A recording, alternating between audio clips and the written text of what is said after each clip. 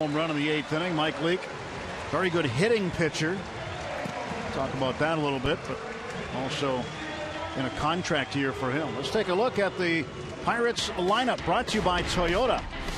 Leading off, Josh Harrison. We've talked a lot about Jay Hay. 4-year extension with 2 club options. Goes into effect this year.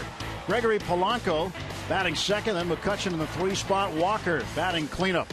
Marte, Alvarez, Cervelli with Jordy Mercer hitting 8th, and Garrett Cole batting 9th. Josh Harrison led the majors in batting average by a leadoff hitter last year. And I think one of the big questions everybody's asked all offseason, through spring training, even now, is can he repeat what he did last year, which was such a special season. As members of the Harrison family are on hand here, taking in the game tonight.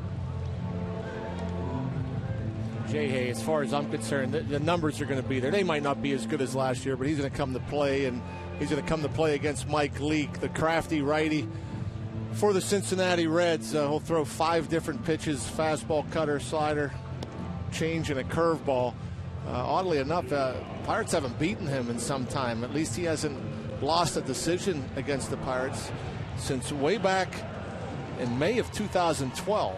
He's 5-0 over those 13 starts. But 7 of these 8 starts, the Pirates won, and he got a no decision. Cincinnati defense presented by Honda. Bird, Hamilton, Bruce in the outfield. Frazier, Cozart on the left side. Phillips and Votto on the right side, with Devin Mesoraco doing the catching. Todd Frazier had the 3-run home run in the 8th inning. He's hit a number of big home runs for this Reds club. Was the home run derby champion last summer. First pitch of the ball game, in for a strike. And we are underway. 2 hours and 34 minutes the delay, and Harrison hits one toward left center field. Marlon Byrd is over to get it. 1 out, top of the first. It looked like it might split the gap, but Marlon Byrd, pretty decent out there in the outfield for a big man. Former center fielder, got over there quickly, had to battle the lights a little bit, it looked like, made the play. Leak through the first pitch at 9:44 p.m. Temperature pretty reasonable still at this time of night, 64 degrees. Here's Gregory Polanco. Went 1 for 4 Monday on opening day. And it could have been a better day for him, because Marlon Byrd robbed him of extra bases on a leaping catch right in front of the left field scoreboard. Count is even to Gregory Polanco after the appeal. Third base umpire John Hirschbeck said he did not go around. 1-1 pitch. And Polanco bounces it to first. Votto backing up, Leak to cover. 2 down.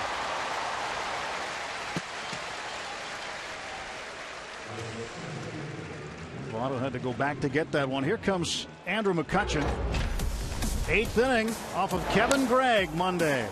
Sent it the opposite way, out of the reach of Billy Hamilton. A 2-run shot that tied the game at 2 after the Pirates hadn't been able to solve Johnny Cueto. They did get the 2 runs off of Gregg in the 8th. Then it was Frazier's 3-run homer off Tony Watson in the bottom of the 8th that ended up deciding it. A bouncer to third, right to Frazier. And the Pirates gone in order in the top half of the first. Reds coming to the plate when we return to Cincinnati.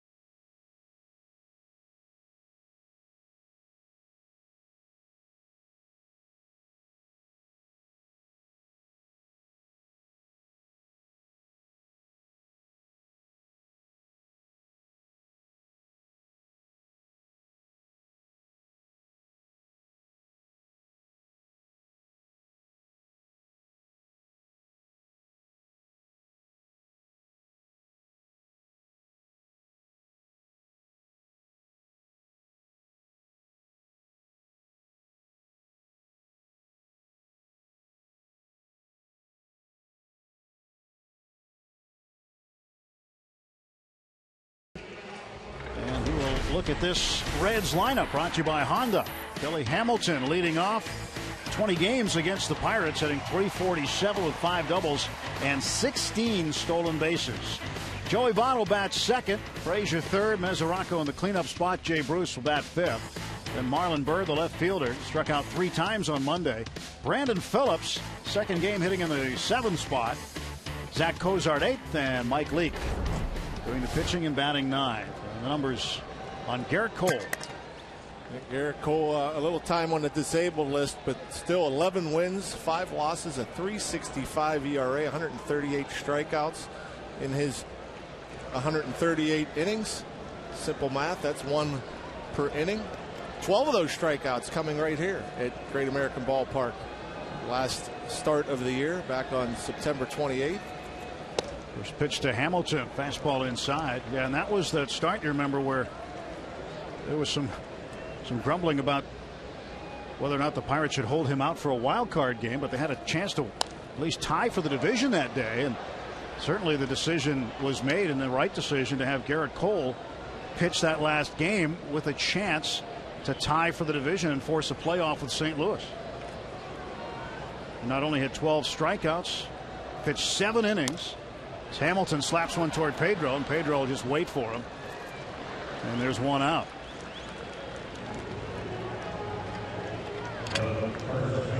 Let's take a look at tonight's Rivers Casino tips to win. Not looking for a big day for Jay. What a day it's been. The big contract signing here in Cincinnati. Has pretty good numbers against the league. Came in hitting .333 against him.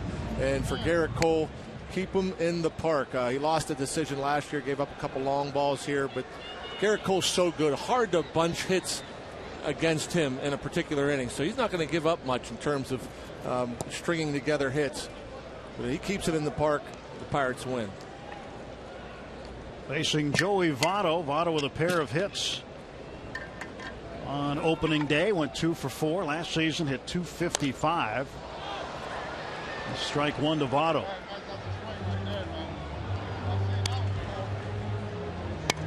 Votto has battled injuries over the last year or so.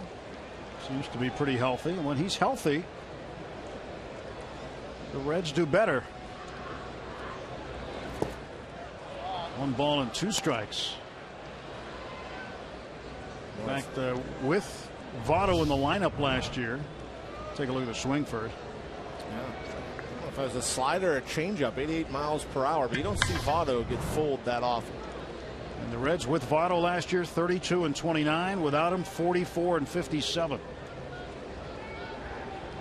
1-2 pitch. 2 balls, 2 strikes. 99 for Garrett Cole right out of the chute.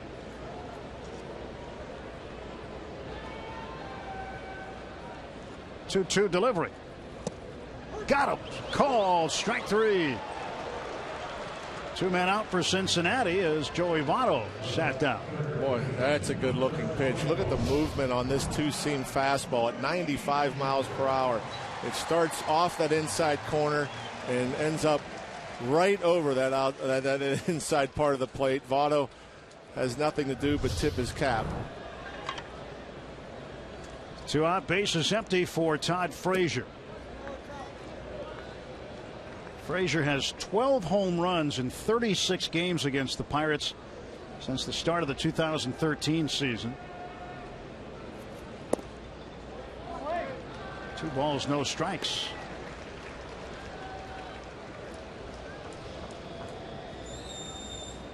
Frazier spent a little time across the diamond last year at first. Mostly a third baseman, but with Votto out, Brian Pena had some time at first base. They tried Jay Bruce there. That didn't work out so well.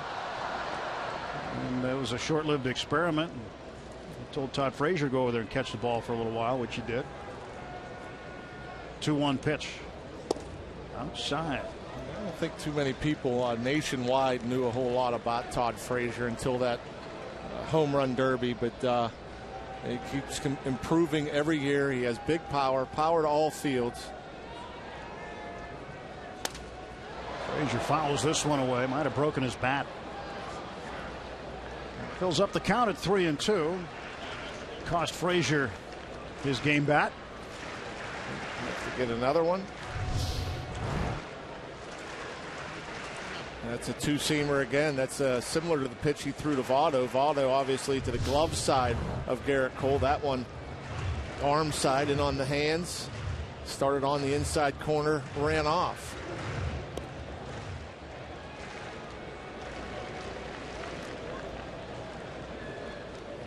Bottom of the first, no score. Ray Searage with a watchful eye on his pupil. 3-2, and that's off the glove of Cervelli.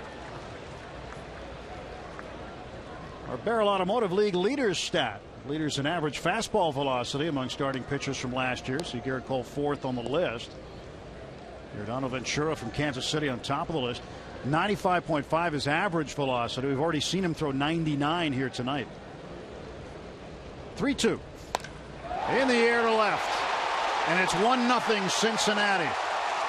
Todd Frazier has 2 hits in the season, both home runs against the Pirates.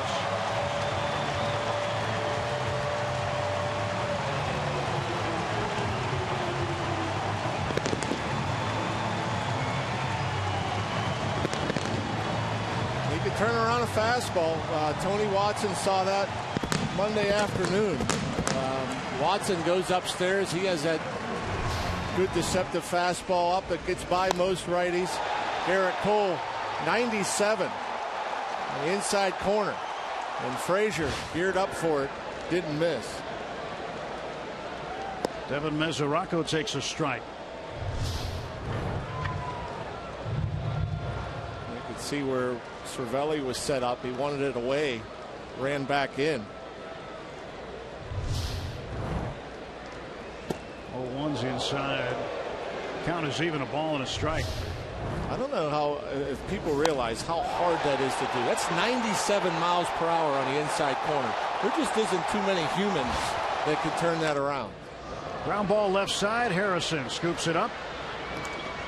And the inning has come to an end. Garrett Cole gives up the home run to Todd Frazier, and it's 1-0 Cincinnati.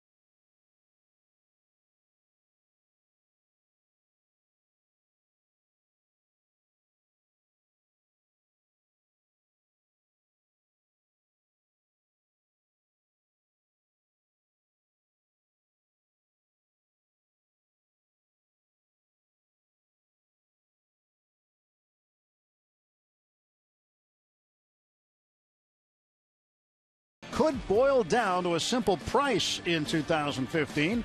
$6.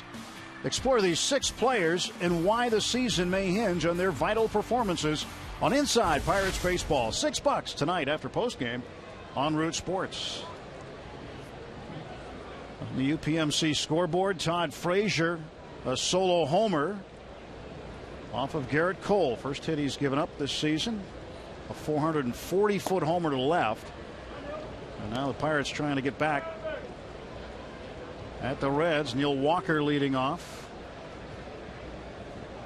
against Mike Leake. And the 1-0 is pulled foul at the first base side.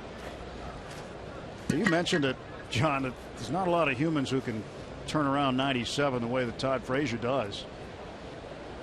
I mean, and where it's located. I mean, you can gear up and you can hit a fastball or get to a fastball, but 97 corner to get backspin, extension, hit it that far. I mean, there are certain major leaguers that can't do it, let alone average players. I mean, it's pretty impressive. Even like I mentioned about Tony Watson, that high fastball, Tony Watson missed with his location as well on Monday, but he throws it up there a lot, and it's got deception in life, and a lot of players will swing through it, foul it off, pop it up. Not many of them hit it out of the ballpark, but Frazier, 2 pretty good swings his last 2 at bats. But from the hitter's standpoint, when are you reading and recognizing fastball at that velocity and deciding to swing and be able to get that bat head out? Well, I mean, everything's all about timing and when you get it started, and you want to try to be shorter and quicker when a guy's throwing that hard. And you can't sit there looking for anything but.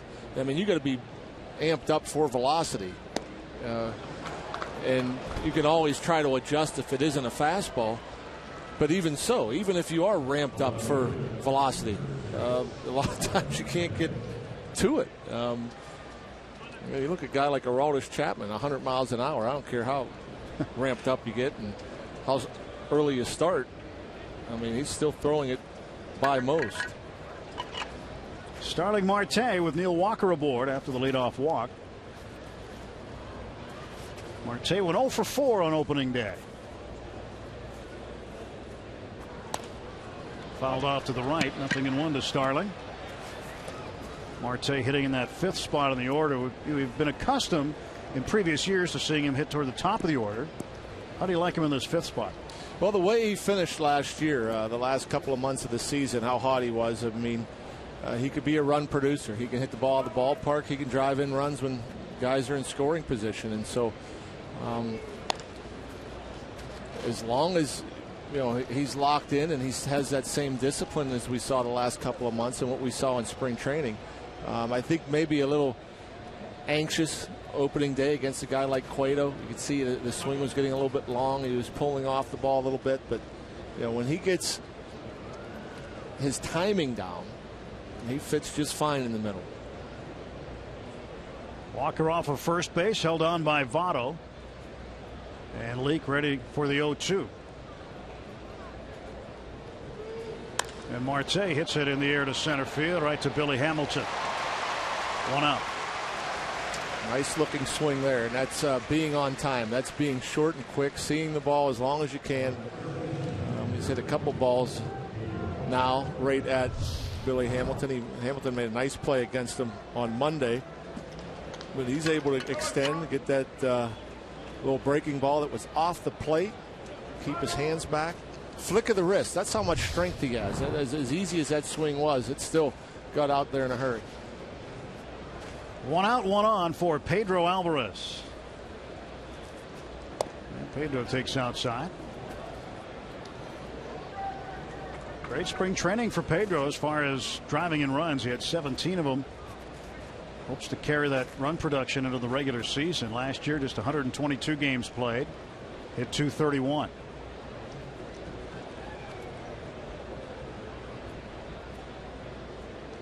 Reds infield playing him up the middle. 1 ball and 1 strike. Pedro's really shortened things up in spring training. He kind of lowered his hands, puts that bat and rests it on his shoulder. And the swing from A to B, from when he starts to where he makes contact, is shortened up a lot, it seems, from last year. Has a little more time to recognize pitches. And to me, if most pitchers you'll find are going to pitch Pedro hard and soft away, and I think if he's able to get to that pitch and attack that pitch and drive that pitch the other way like we saw so often this spring training, he could have a monster year.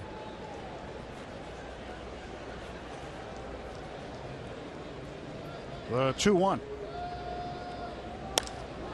In the air to left center. Marlon Byrd on the run. So is Hamilton, and this ball's off the wall. Walker around third. He'll come in to score, and Pedro Alvarez with an RBI double ties the game at 1. And just like that, Mesoraco sets up away. Leak throws it away. Maybe a little higher than he wanted, about thigh high, but Pedro stays on it. And a flick of the wrist. How quick he gets to the ball. I mean, that's not a big man. At times we see Pedro take big swings. That's fairly short and quick, and it gets out there to that corner, deep left center field in a hurry. Well, RBI number 1 for Pedro as Walker comes around from first base. And with 1 out, Francisco Cervelli up. Goes to the backstop, and now Alvarez down to third. That one got past Mesoraco. An RBI chance now for Cervelli. Oh, that's a cross up there. Mesoraco, I don't think was expecting the curveball. You can see that glove hand almost started towards his left. And then he recognized the spin.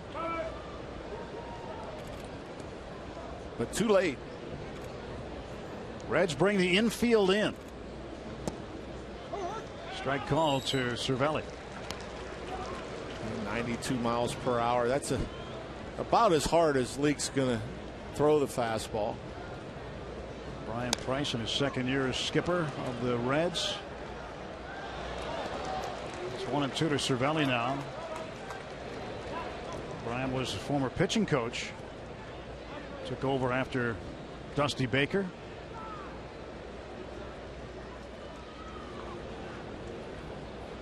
One out, Alvarez at third. He represents the go-ahead run. Time is called. Francisco requested it and got it from home plate umpire Sam Holbrook. Looked that one up, 2-2. Cervelli has shown great patience and a great eye all spring training long. Seems every at bat, 6, 7, 8 pitches. And he struck out. The Leak gets him for his first strikeout victim. There are 2 men out. And Jordy Mercer will be called upon now. They just climbed the ladder with the fastball, top of the zone. Cervelli unable to fight it off.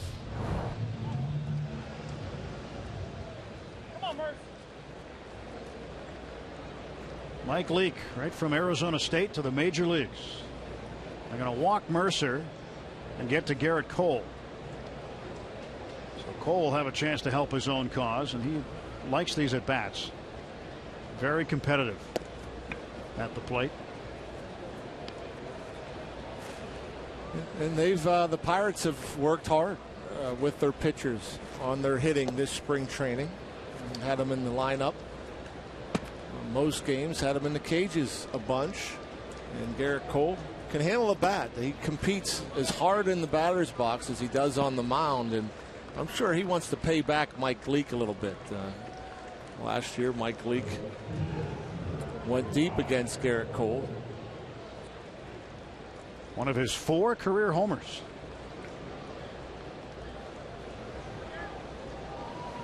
Garrett needs a few to catch up. He's only got 1. He got that at Wrigley last year.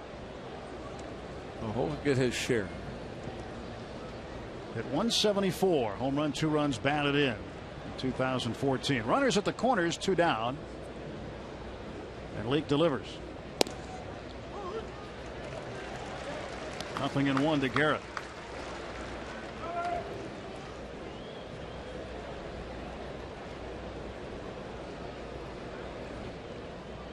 Infield back, outfield straight up.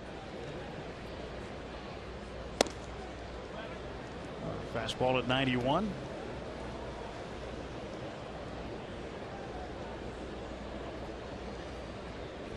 In all the starts that he has had against the Pirates, Leake is 6-3 in terms of decisions.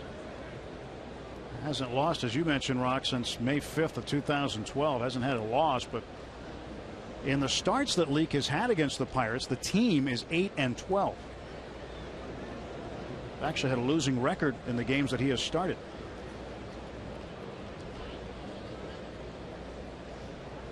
So a number of no decisions mixed in there. his last 4 starts against the Pirates. The Reds lost all 4, although Leake wasn't involved in any of the decisions. And Leake working Cole inside, and that's not something you see very often. And typically pitchers just work their opposing pitcher down and away. 2-1 to Cole. That's ball 3 up and in. You see the pitch count at 26 this inning. He had 6 in the first, so he got off the hook pretty easily in the first. Right now things balancing out for Mike Leake in terms of the pitch count. And we'll see if Clint Hurdle lets Garrett Cole swing here. That answers that, and it's a full count. You see Mercer run from first on this pitch. I think Garrett Cole lets it fly. I thought he swung over that. You don't see that very often. Garrett Cole swung on top of the fastball. Alvarez at third, Mercer at first. 2 men out. Pedro driving in Neil Walker with a game tying run. And here comes the payoff pitch from Mike Leake. Struck him out. 2 strikeouts in the inning, but the Pirates get a run on a hit, and they leave 2.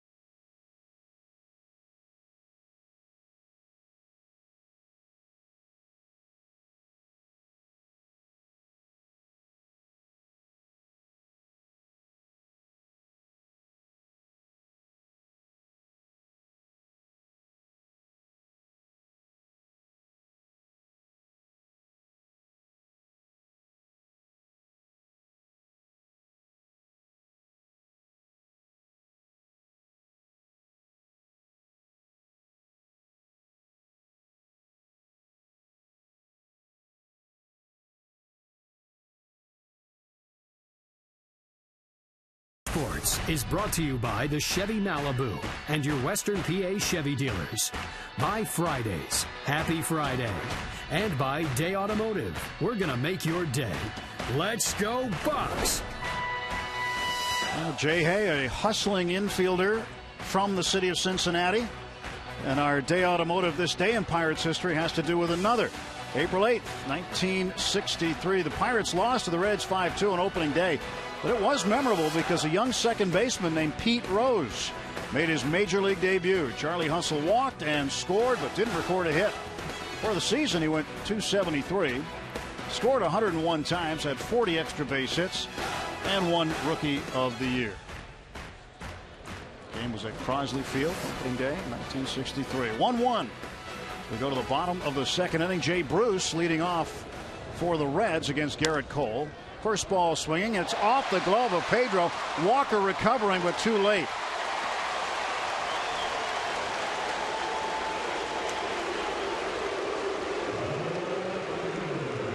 That ball looked very playable for Alvarez. And Jay Bruce gets a free base. You know, as a youngster, you'll hear all the time about, using 2 hands, when you go to field a ground ball. At first base, you have that big old mitt.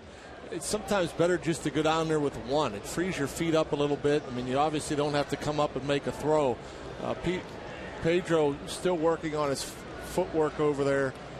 Just kind of got tied up, I think, with the feet were kind of close together. hands were close together. An error charge to Alvarez. If you start over at first base with that big old frying pan glove, you know, that bigger glove, just if you get on there and try to just go ahead and get it with the one hand, it'll free your feet up a little bit more. Marlon Byrd takes a strike. And that's a hard thing to do when you've played left side your entire career. Moving to the right side, things just seem a little bit off. And also when you're playing short or third, you know, for the most part, Pedro, we've seen him for years here, almost always goes to the ball with two hands. So that's, you know, a habit that he's probably most used to, and probably something hard to break. As a third baseman, the way you wear your glove, the type of glove you use, what's the huge difference? Obviously, with the first baseman, it's bigger, it's round on one side, but what's the biggest difference in the terms of the way that you would? I'm assuming he breaks it in all the same. Everything else like that, you just got a bigger glove so you can pick the ball a little bit better. Bruce was running for second base. Bird fouls it off, so Jay Bruce has to head back to first. Reds trying to get on the run and test out Francisco Cervelli, perhaps.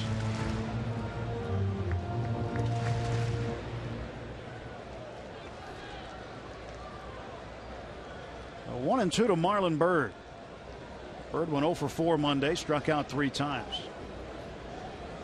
Pirates middle infielders looking for 2. 1-2 pitch. High 2-2. Byrd laid off that one. Marlon this offseason was sought by Jose Tabata, who is in the minor leagues with the Pirates now, but Tabata tried to adjust his swing and copy some of the things Byrd did. Mercer, there's one, and that's a double play. So that cleans up the error. And a 6-4-3 double play, 2 down, and the base is empty. Very nicely done. That's the way you want to do it. That's Garrett Cole picking up his teammates. A nice breaking ball in a good location. Look at that. Bottom of the zone, outside corner. Mercer quickly to Walker. Walker quickly to Pedro. And they had to be quick. It's our Chick-fil-A double play.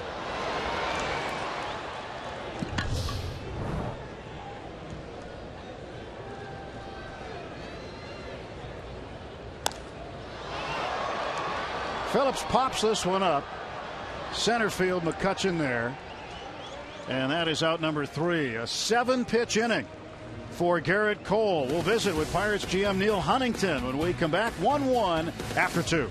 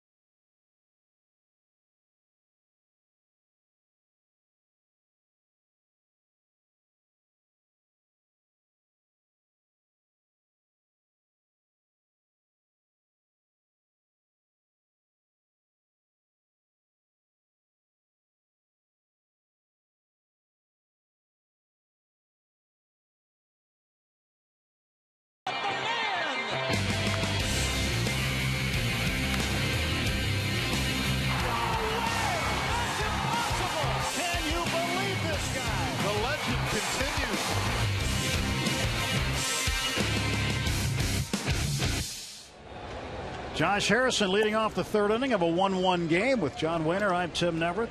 Big day for Jay Hay. Signs a 4-year extension, 2 club options. After that, could give him 6 years. He goes down the right field line foul. Count 1-1. Joining us now, Neil Huntington, to talk about the deal. And really nice for him to be able to have this day in his hometown with his family here. No question. The timing couldn't have worked out any better for Josh. And what a great day to celebrate. The contract extension, to be there with his mom, his dad, his brother, his wife, his beautiful daughter. Friends of the family, and it was a special day. It's always great to be able to invest that significantly in a great man that's also a great player. He bounces one over the mound. Cozart double clutches and throws him out, and there's 1 out. The deal itself supersedes the deal he had for this year, right? So it starts right away? It does. What we did is we took the deal that we agreed to on the 1-year contract in January with him. That's the first year of the contract. Then we've got his 2 other arbitration years, 1 year free agency guaranteed, and then the club has 2 options for his 2nd and 3rd year of free agency. How long does something like that take to get done? Is it days, weeks, months? You know, the initial conversation was had leading up to the filing deadline, which is in the latter part of January. We couldn't come to agreement then, but we had the foundation set. We then revisited it toward the end of spring training and gained some traction and put the final pieces in place Sunday. Josh traveled back to Pittsburgh yesterday for a physical, and we made it final and official today. Gregory Polanco grounds out. And what about the success that Josh had that made you want to go forward with this, and what has convinced you that what he's done he can continue to do? Well, he has a diverse skill set in that defensively he can win you a game. He can win you a game with his legs on the bases. He can win you a game in the batter's box, whether it's an extra base hit, a home run, leading off an inning, finding a way on. He hit in the minor leagues and hit a lot in the minor leagues and had all his other skills. Then you add in he's a leader in the clubhouse. He shows up to win every single day. That's all he cares about. He's going to do whatever he can to help his team win a game. He's going to do whatever he can do to help pick up a teammate that may be scuffling. And there's just a lot to like in Josh. And the nice part about the contract is we'll gladly take him to perform at this level that he did in 2014 for 15 and beyond. But if he's just a solid major league player, this is a great contract for him and a good contract for us. So Josh Harrison, it's not often you get to see the family together on a day like today, which was neat. And what also was neat was to see Clint Hurdle come in after the press conference and hug Josh and hug everybody in the family. And Clint went on to say something interesting about Josh, that he said, look, he's trying to prove himself right. He's not trying to prove anybody wrong. And McCutcheon hits this one to center field. Billy Hamilton's got it. And a quick inning. And Neil, we'll let you get back to the game. Thanks, guys. All right, thanks. Neil Huntington with us here in the 3rd. 1-1. Reds coming to bat.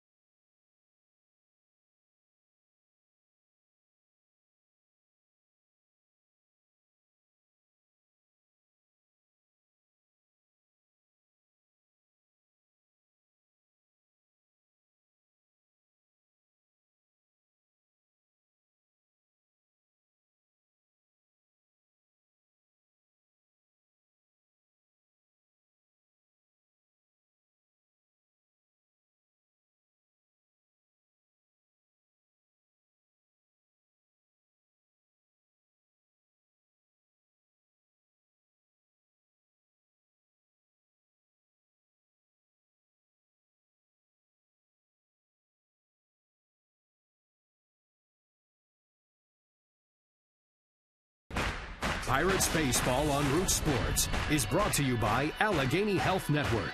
Caring people, caring for you. And by Levin Mattress, located in all Levin Furniture showrooms and freestanding stores. Let's go Bucks! Garrett Cole delivering to Zach Cozart, shortstop, the number 8 hitter for the Reds. 1-1 the score, bottom of the third. Josh Harrison had some great moments. If we had longer with Neil, we're going to ask him what his favorite J-Hay moment is so far, but we'll ask you, and you can answer that question via Twitter with the hashtag BucksBooth. What's been your favorite J-Hay moment? A play that he made? Cozart to left center, and on the run, McCutchen. He looks up. It is off the top of the wall. Cozart into second with a leadoff double. That one missed by less than a foot.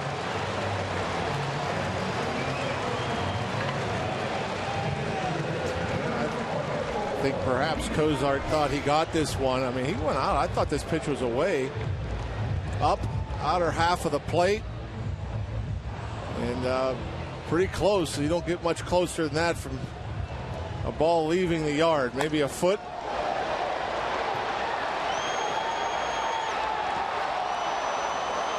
Hit the yellow.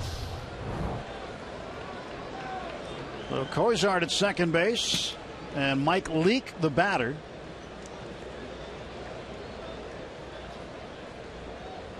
Leake is one of the better hitting pitchers in baseball. He takes the ball.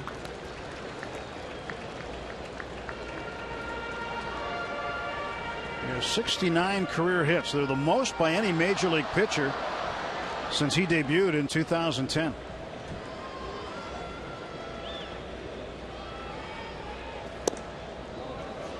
Two and 0.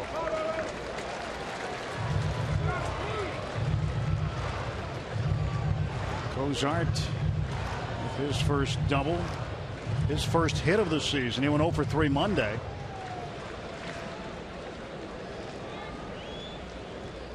Nobody out. Cozart at second. Corner infielders in. And the pitch to Leake. Lays it down right to Cole. He'll go to first and take the out with Walker covering. Good job throwing that strike in there and taking the out.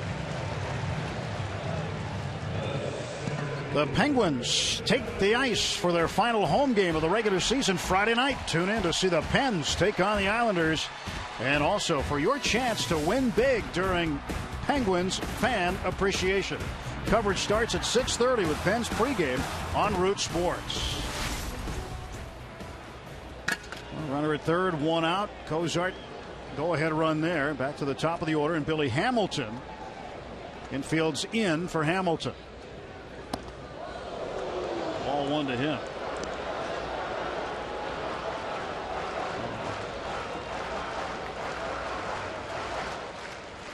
Hamilton grounded out to Pedro at first base, his first time up.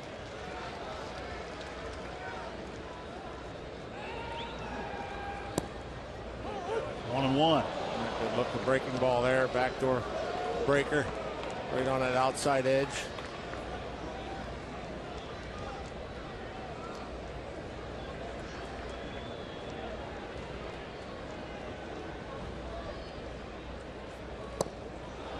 Cole gets ahead of him. 1 ball and 2 strikes to Hamilton. Good hard slider here too. Starts it on that inside part of the plate. With that velocity, you have to cheat some. You want to get that bat head started a little bit early. And if you don't pick up the rotation of that slider, you're going to chase him. Got him. Got him to chase. Hamilton strikes out. He's 0 for 2. Now the infield will move back. 2 down for Joey Votto, who struck out looking last time up. The W.B. Mason strike zone. There you see another. That's a back foot slider. Talked about the backdoor slider. That's a back foot. Almost got Billy Hamilton on that left foot. When you look at the better pitchers in baseball, the aces, when they need to strike out, they get it. Gets away. And the Reds will take the lead. A wild pitch. 2-1 Cincinnati.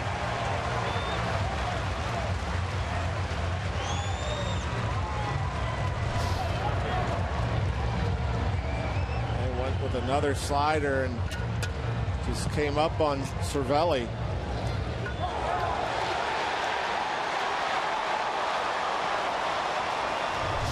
Well, so far this series, Rock, the Reds have scored runs on a balk and a wild pitch. 2 of the 7 runs they've put up on the board. And 4 others, make that 5 others, by a home run. Yeah. And Votto taps this one foul, 2-1. Frazier with 2 home runs. And Jay Bruce had one on Monday.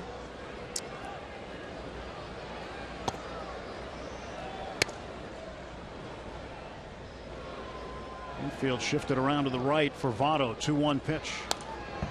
Now it's 2-2. You think about hitting with runners in scoring position. Other than a Frazier home run, there have been no hits with runners in scoring position the first 2 games of this series. Todd Frazier waits on deck, and Votto fouls it off again. I guess the way Frazier's swinging a bat early in the season, you'd just prefer to have him lead off next time with nobody on base.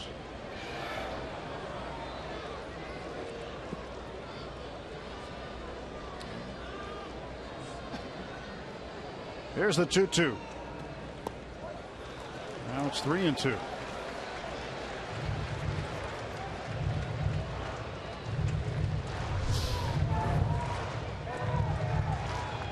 Another changeup there from Garrett Cole. And Cervelli unable to handle it. Good late movement. Payoff pitch. Ground ball right to Harrison. He'll throw to first and he'll get him. So Jay Hayes stuck with it. And Votto is out, but the Reds get a run on a hit. And nobody left. 2-1 Cincinnati after 3.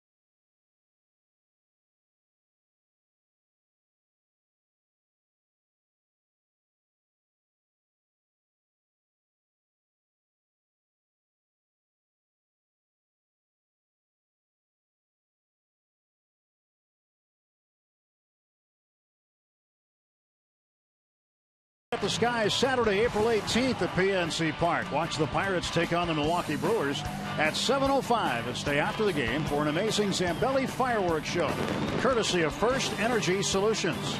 Plus, every Saturday is an Eaton Park Scratch and Win Saturday. For tickets, go to Pirates.com. Won't be long before we'll be back home. Open the season there. That's coming up on Monday. 2-1 Reds with the lead. Top of the 4th. Neil Walker to start things off. Walker, Marte, and Alvarez against Mike Leake.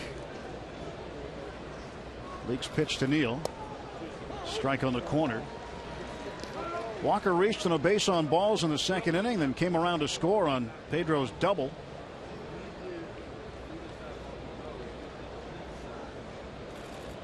Oh, 1 is down the line, foul.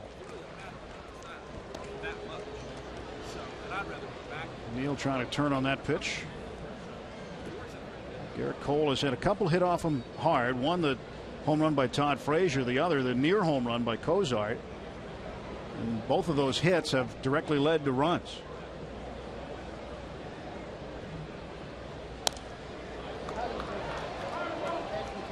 Walker fouls off the 0-2 pitch.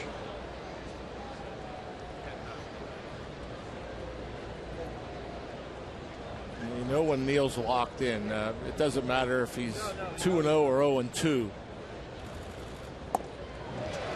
Chases a slider there, always up there battling, wasting pitches, 3 straight fastballs, and then Leake a back foot slider of his own and got Neal to chase.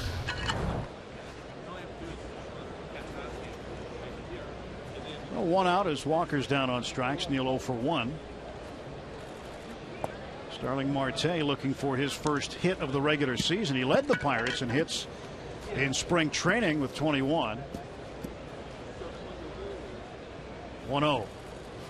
Outside low. No, being here so early after being here so late last year, it reminds me that there's a new rule this year that comes into play on the last day of the regular season now. Oh. Remember last year while the Pirates were playing here, the Cardinals were going to be playing the Diamondbacks, and they had Adam Wainwright warming up in the bullpen, but they were waiting to see the result of this game. Marte down the left field line. That is a fair ball in the corner. Starting around first, and he is hustling into second base with a 1-out double.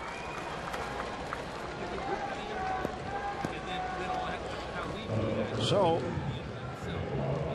man at second base and 1 out. Yeah, Marte gets a pitch inside fastball. Look at that, off the plate inside from Leake. And not only does he hit it hard, a lot of times when you get the barrel out on a pitch that's in off the plate, you're going to hook it foul. But Marte keeps his hands through it, stays inside it, keeps it well fair for an easy double. Pedro up. Pedro's driven in the only Pirate run tonight. Pops it up. Frazier backing up. And he'll make the catch. And just more on that note, Rock, is that the Cardinals had an advantage because they knew they had won the division once the Pirates lost. So they took their scheduled pitcher, Wainwright, out, saved him for the playoffs. And this year, I'm told that you'll see games on the last day of the season at the same times. Yeah. So you can't do that now. Well, it makes sense. That's what the NFL does.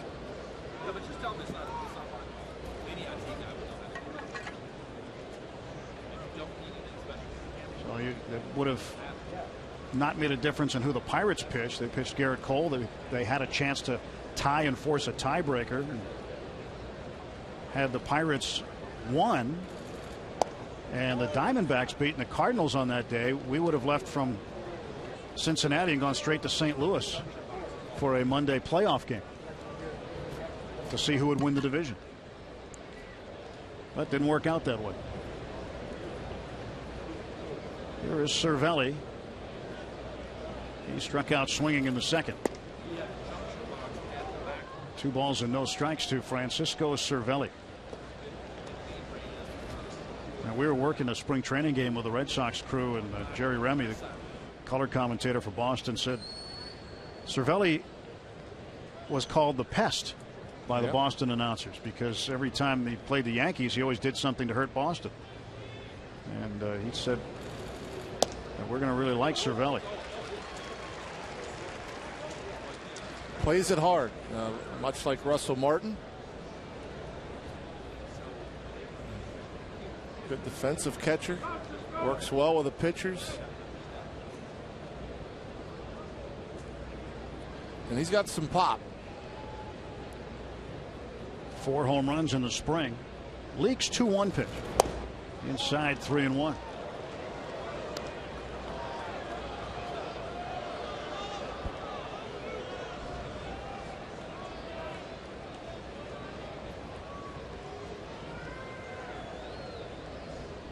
Starling Marte is the tying run. He's at second. 2 men out. 3-1. In the air to center field. Long run for Hamilton. He's still on the run. He won't get it. It's off the base of the wall. Marte scores. Francisco Cervelli, a 2-out game tying double. And there you go, the patience of Cervelli. Doesn't chase a lot of pitches. He got himself into a good hitter's count, a 3-1 count. Gets a fastball he likes up and out over the plate, and then he shows you some of that pop. About belled high, outer third.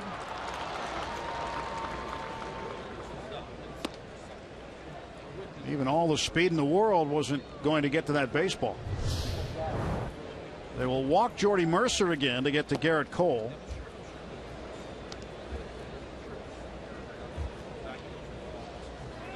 Well, you got to like that out of Cervelli. Hopefully we see a lot more of that out of Francisco. Well, he's going to hit. You know, the book out on him was, yeah, if he could stay healthy, you know, he could be a good offensive player at the major league level. And again, that's a two-seam fastball. Leak wanted to get it a little further away. Left it up.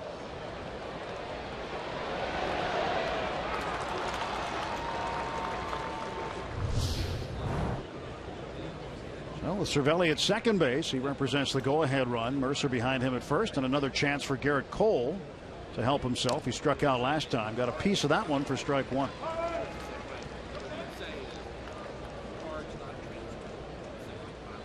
That's the law of averages, Rock. If you keep walking Jordy to get to Garrett, he's going to get a hit eventually. No, I mean, absolutely. I mean, it's some teams would rather pitch to the eighth hitter and have the opposing pitcher lead off the next inning. But obviously, Brian Price would rather face the pitcher with the runner in scoring position than Jordy Mercer. 0-2 to Garrett Cole. 90-mile-an-hour fastball. 2-2 ball game. Pirates batting in the top of the fourth inning.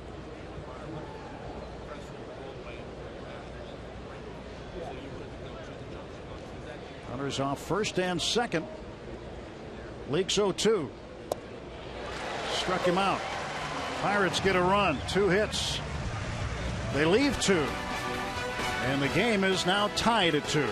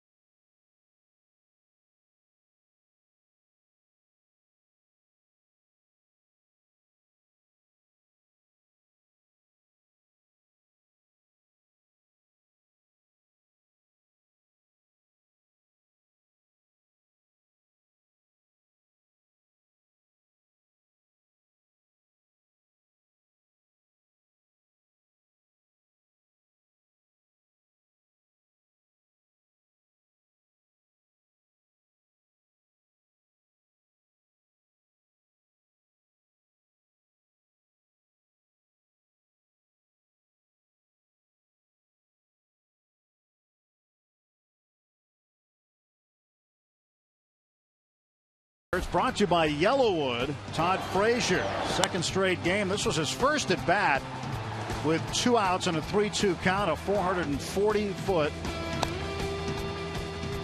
home run. The opening day home run, a 3-run shot. This was the one tonight. 2 home runs and 4 RBIs for Todd Frazier so far in the season. And he will lead things off in the 4th inning for Cincinnati. The UPMC scoreboard 2-2. Pirates with 3 hits.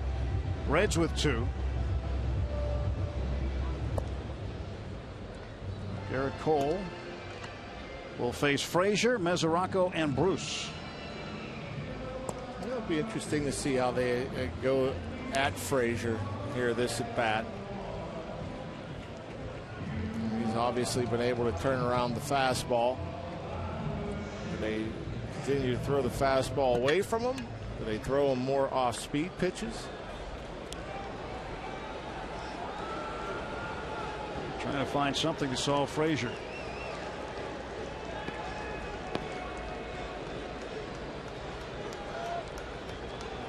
First pitch to Frazier.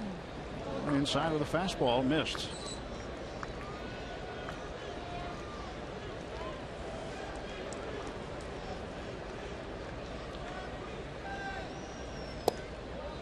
It's 2-0.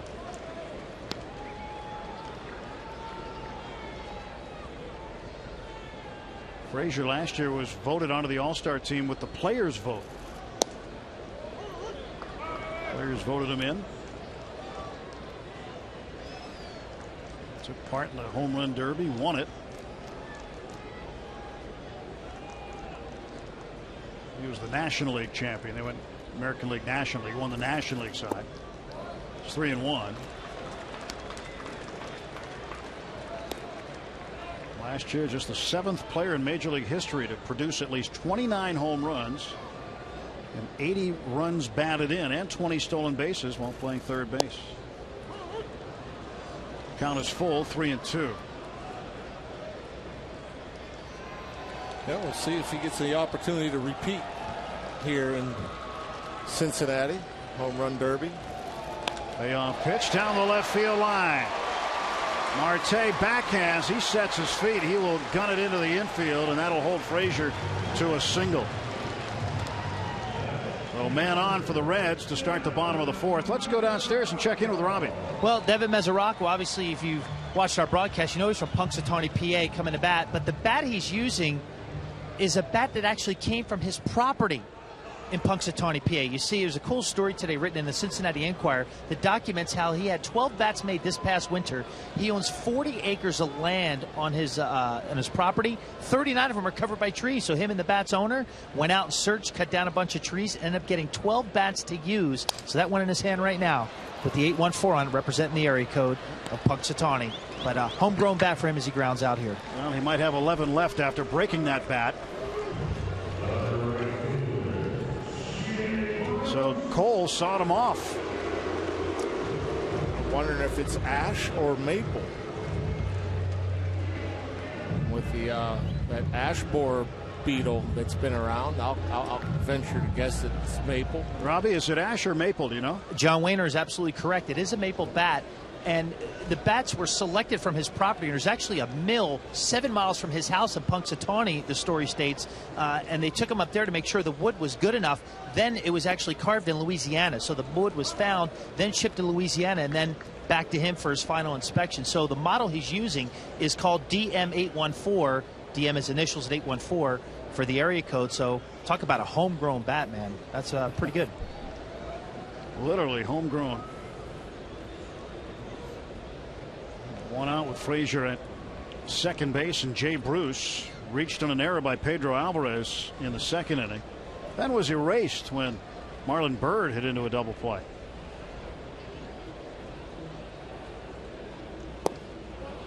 One ball, one strike.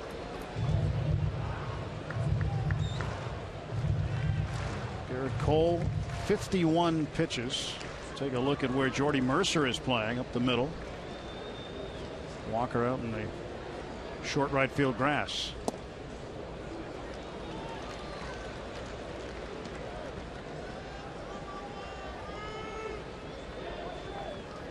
...183 career home runs for Jay Bruce. And when he hit the home run off Francisco Liriano on Monday, it was his 51st against left-handed pitching. I'm sure the Reds fans are really hoping that Bruce has a bounce back year. Miserable season for him last year. 3-1.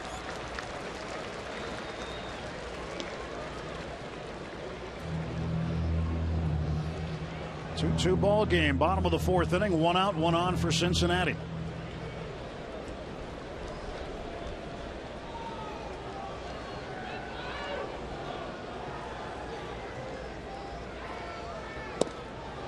Count is full to Bruce. Well, Bruce was certain he was going to get a fastball there on a 3-1 count.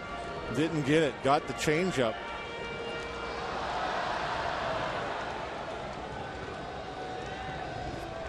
So the Reds right fielder waits.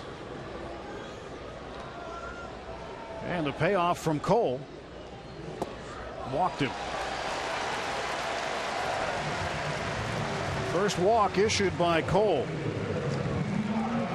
Really nothing hurt there. I think Garrett Cole, he wasn't going to give in, especially when he got behind the count to Jay Bruce, especially with first base open, the right-handed swinging Marlon Byrd on deck.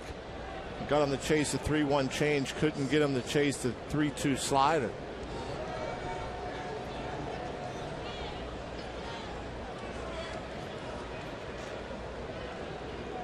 Byrd was such a big contributor late in the 2013 season for the Buccos.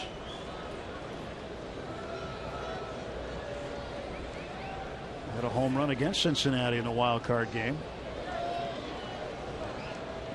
And it was the first time that he had been to the postseason in his long career.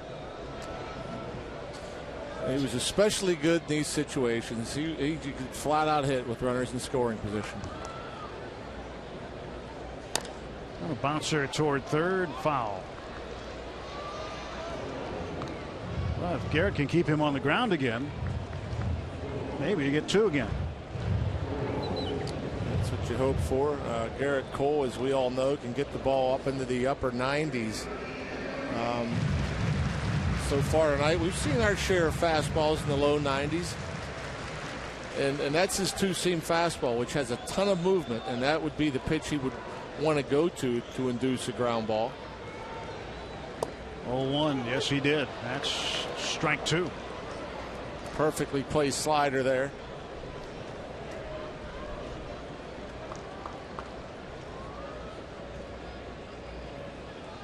Nothing in 2 to Bird. 1 out, 2 on.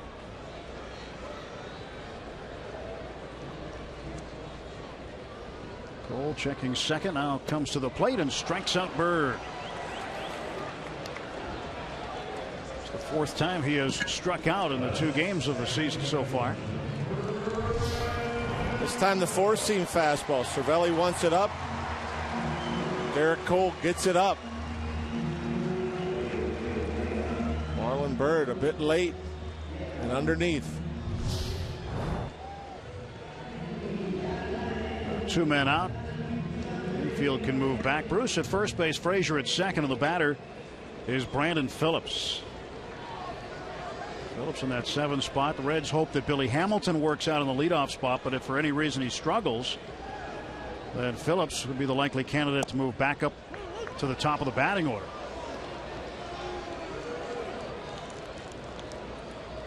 He's dropped all the way to 7th. He's no stranger to hitting in these situations. Hit cleanup a good bit of his career here in Cincy. And the 0-1 pitch back up the middle. Frazier will come around third. Coming around second is Bruce. He'll go to third. It's 3-2 Reds, and Brandon Phillips, knowing there's nobody behind him, was creeping off of first base quite a bit. An RBI single.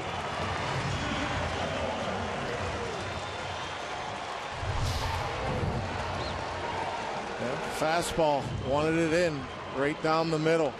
96 miles per hour. Guy like Brandon Phillips geared up for the fastball. You know, big league hitters, especially ones that have had the careers like a Brandon Phillips, when you throw something down the middle, they rarely miss it. Runners at the corners, and 2 down for Zach Cozart, who came about a foot away from a home run his last time up. Hit it off the top of the wall, just to the left of the Reds bullpen.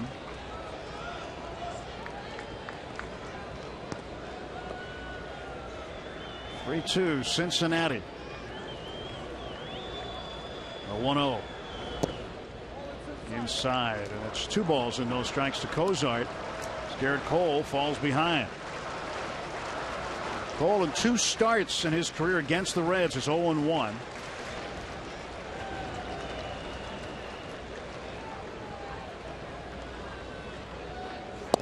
Now it's 3-0. And a pitch away from loading the bases. With his counterpart, Mike Leake, in the on-deck circle. And now Ray moving around in the dugout a little bit. Might start to be a little concerned about his starter.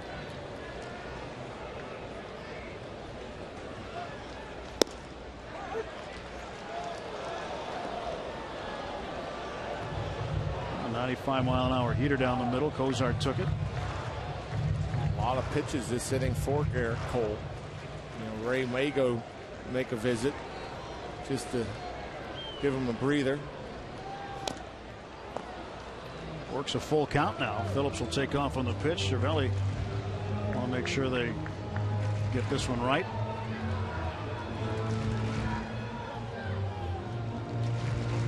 Talk over what they want to do with Cozart on this 3-2 pitch coming up. See where Garrett Cole and Francisco Cervelli were pitching Cozart. Cozart got a pitch up and out over the plate. His last time up, outer half. It's the ball hit off the wall, so trying to crowd him here. Payoff pitch. He'll get another. 24 pitches this inning for Cole.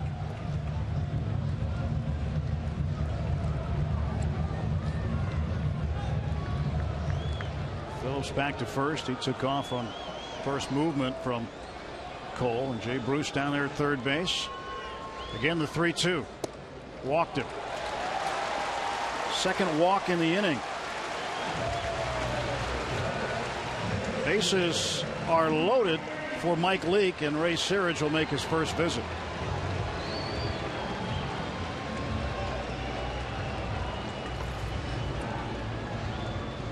So some signs of trouble for Garrett Cole in the 4th.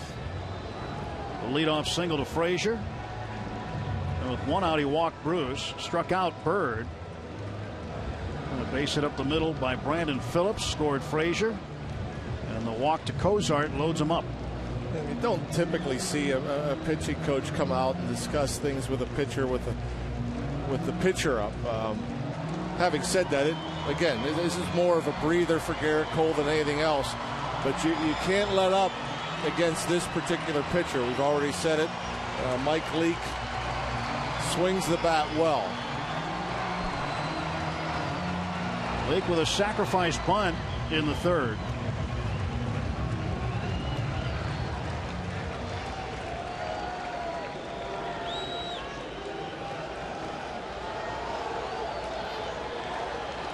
Bruce at 3rd, Phillips at 2nd, Cozart at 1st. And Leake tries to bunt. Fouls it off. Well, why not? Any way you can. Competes in the batter's box. Jay Hay was playing deep at 3rd. They had a lot of grass between him and Josh Harrison.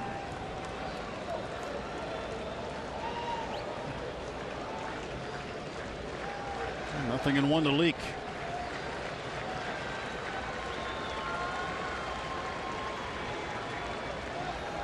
Cole's got the sign now from Cervelli. Just missed off the corner. Evens up the count.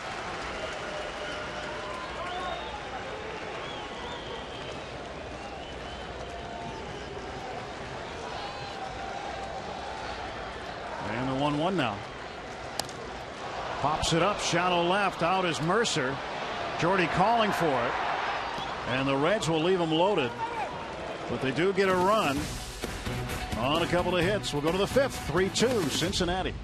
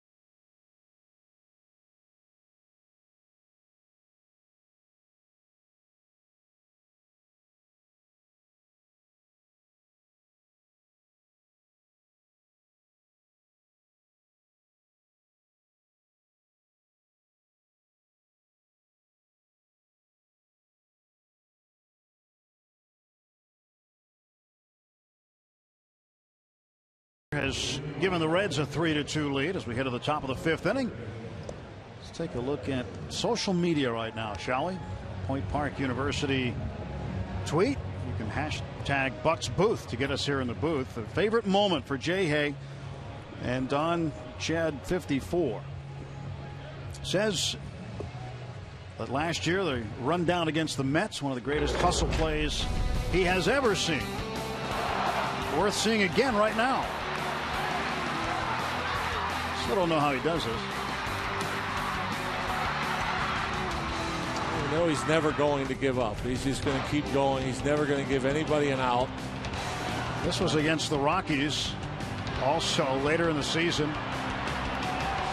where totally fooled the Rockies catcher. Well, that was amazing. You got a favorite Jay Hay play, Brock, since he's been in the big leagues? Came up 2011. He's made so many plays, and I know Neil said it here back in the 3rd inning. It doesn't matter if it's on defense, if it's on the bases, or with a bat in his hand. I mean, he can make a difference. You know, he's made some unbelievable plays in the outfield, diving plays, game-changing plays. Against the Yankees last year. Diving play in left field, and then he hit a home run. And then we, right after that, we came home and he made a diving play in right field. Yeah. Saved a run, at least a run.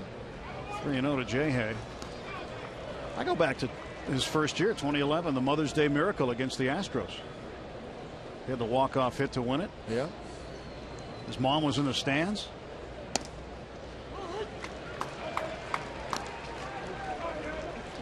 Let's see. Honey Badger C. My favorite Jay Hay moment, his walk-off home run. August of 2013 against Miami. Look at that one. Mike Dunn gave it up. Oppo at that.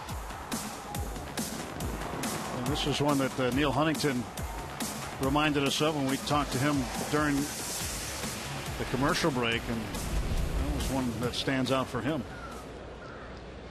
A leadoff walk, tying run aboard for Gregory Polanco.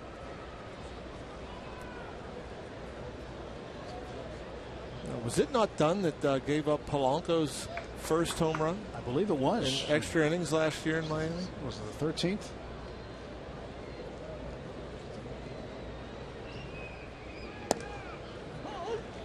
Strike to Polanco.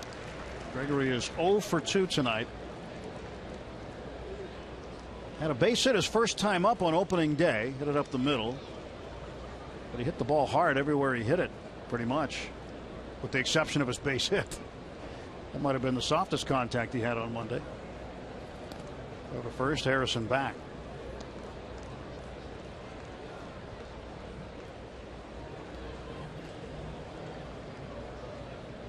I had a great conversation with Josh that was on the pregame radio show today, and he talked about, I asked him what was more exciting for you, signing this contract or getting called up for the very first time, because that's always an emotional time too for a player and a family. And he said, you know, there were a lot of similarities and a lot of similar reactions among family members. He said, but he shared a lot of tears of joy with the Harrison family this week. And he said now that that's all behind him, he doesn't have to worry about anything. He just focus on playing hard. Just go play. And again, you wonder, I mean, he struggled a bit last April, and folks might not remember that, but mostly off the bench, and you wonder if just 1 year ago this month was he thinking, you know, whether am I going to go back down, you know, because he hasn't really established himself at the big league level really. And so you're in a situation, you know, where a year ago maybe you're thinking about getting sent back to the minor leagues, and now you're set. You're pretty much set for life, and you just go out and play ball and have fun doing it. And you know, Josh Harrison is not going to change the way he plays. His style, the all-out style, do whatever he can to help his team win. You know, that's what you're going to get from Josh throughout his contract.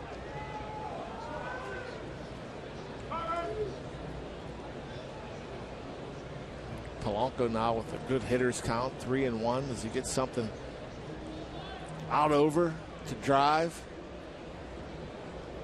And takes ball 4. And back-to-back walks to start the 5th for the Pirates. Fans, make your next group outing the event of the year at PNC Park. Put together a group of 15 or more and receive special discounts. Ask how you can receive one-of-a-kind experiences like access to the field. Find out more by going to pirates.com/groups, or you can call 1-800-BUY-BUCKS.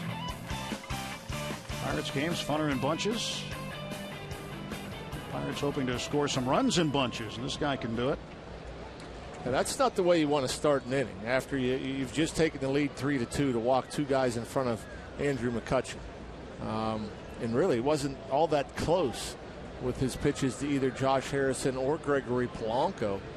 And Andrew certainly can erase that deficit with one swing. He's 0 for 2. He has hit in 11 straight games here in Cincinnati. Fouls this one off. In fact, during that 11-game streak, he has 5 home runs and a .409 average. And he knew he got a pretty good pitch to hit right there. That wasn't much different than the ball he hit out the right center field Monday afternoon to tie things at 8. And that's pretty much where that pitch was from Kevin Gregg. Thigh high, outer third.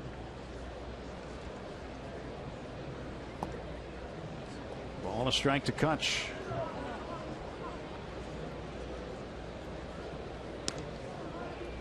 Talked to Kutch the other day about cutting off his dreads. He said 15 of them were sold for charity. He said he didn't know the exact amount that was raised, but hadn't had a haircut in 8 years. A little different look for Kutch this year. A little high chopper toward third. Frazier missed J-Hay. J-Hay ahead for a slide, got underneath the tag of Frazier. Brian Price is going to come up the dugout steps for Cincinnati. They'll try to make a case for him being out of the line, but the line moves. It's not a hard and fast line, as we found out last year by watching him in those rundowns.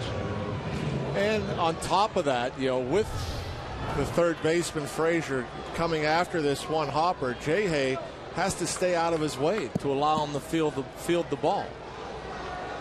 But I love the fact how Josh Harrison's just determined to hit the dirt as quickly as he does.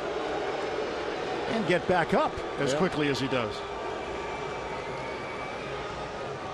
That's this typical J-Hay play right here.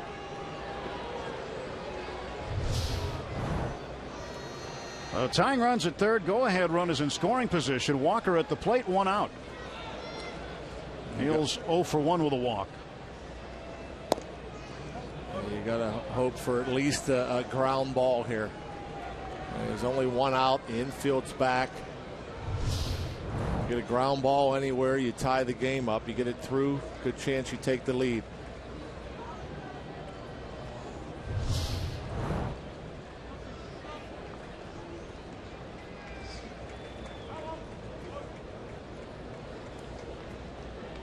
Walker scored a run in the second inning.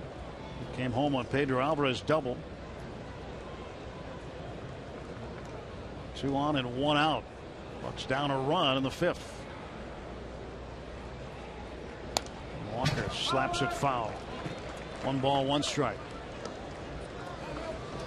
Mike Leake tries to stay out of the middle of the plate like most pitchers. He does a pretty good job. If he's trying to throw it away, he's going to miss away. If he's going to try to throw it in, he's going to miss in. See how he attacks Neil Walker here. Tying run 90 feet away. Walker hits this one in the air to right field. Tagging is Harrison. Bruce with the catch. J-Hay will score. Polanco down to third. It's 3-3 as Neil gets him in. Sacrifice fly for Walker, and his first run batted in of the season. Neil does a good job pulling his hands in right there. I mean, that pitch looked like it might have been off the plate inside, and Neil Walker hit that pretty well. He tied up. He was tied up a little bit, but you see where this pitch is.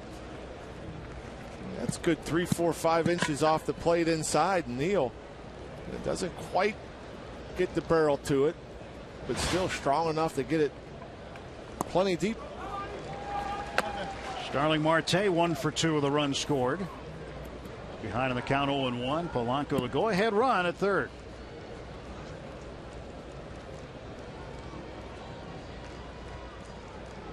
Leak out of the wind, the 0-1. 1 ball, 1 strike. Well, Neal's always been a run producer. Hope he can continue to do that this year. Figures to do so in that 4th spot in the order.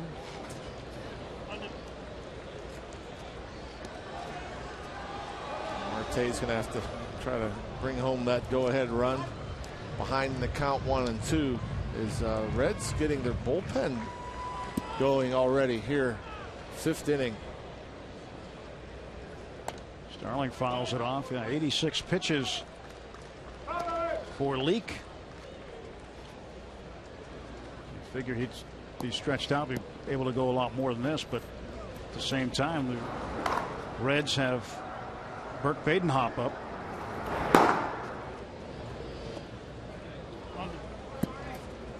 Two and two, count even.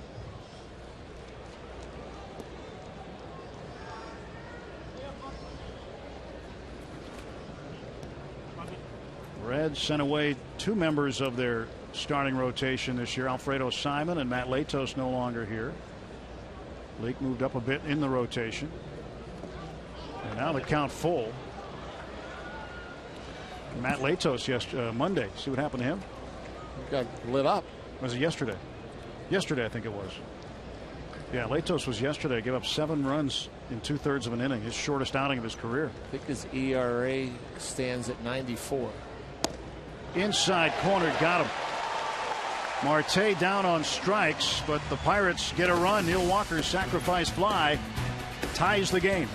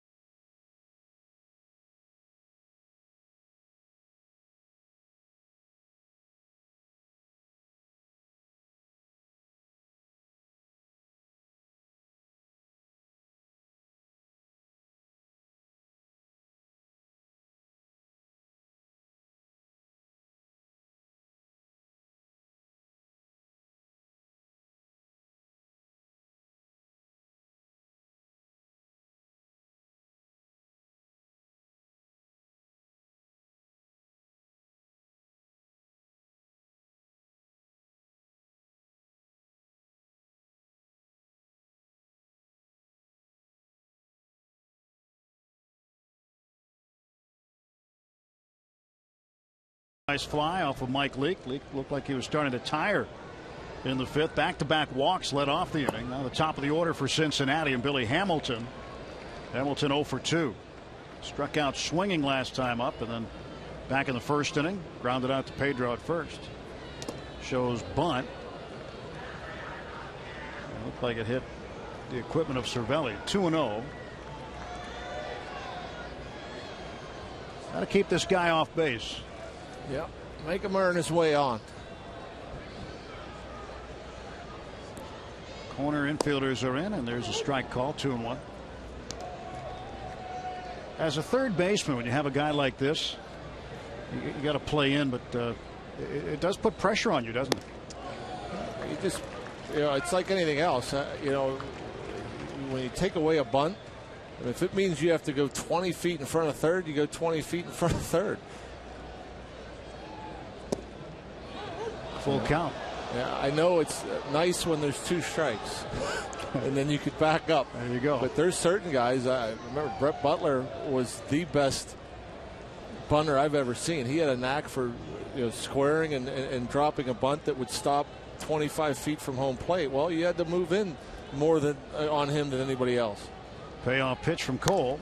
Slap to left field. Marte. Oh, what a short hop. That gets by him. That's big trouble. The way that Hamilton runs, but Marte somehow with a short hop play keeps Hamilton at first. An aggressive play from Starling Marte, charging hard. He got a good jump on it, but just too much tail on that ball. A little bit of a slice. It died before Marte could get there. Leadoff man aboard for Cincinnati. See what Billy Hamilton tries to do. Now with the first baseman Joey Votto at the plate. There goes Hamilton. Swing and a miss. Throw down. Not nearly in time. Harrison had to cover the bag in the shift. He was the closest to it. Stolen base number 2 for Hamilton. They're going to send him back to first base. Well, this would make Votto out. Was it catcher's interference or not? Or did he interfere with the throw? There's the swing. Oh, yeah. The bat gets the glove. If you get in the way, like I say, if a batter swings and falls over home plate and the catcher runs into you, then the runner goes back, the batter's out. I guess with the equipment hitting a piece of Cervelli's glove. Hamilton just retreats, and obviously he's going to be a threat to go again. Throw over to first base. Getting back is Hamilton.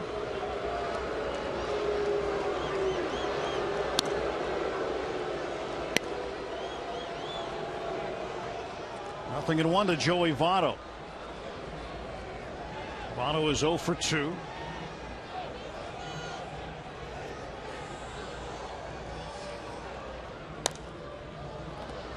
Nothing in 2 now to Votto. Cole locked him up nicely in the first inning, struck him out looking. And Votto hit a ground ball up the middle in the third, but Harrison in the shift playing right there threw him out. And Votto, a guy that likes to use the whole field, really stays inside, doesn't look to pull very often. And he'll pull the breaking ball, but a lot of times he'll get a fastball, especially a fastball in the inner half, and hit it up the middle. Sometimes the other way. Chokes up on the bat now with 2 strikes. Hamilton goes. There'll be no throw. And that is his second stolen base of the year.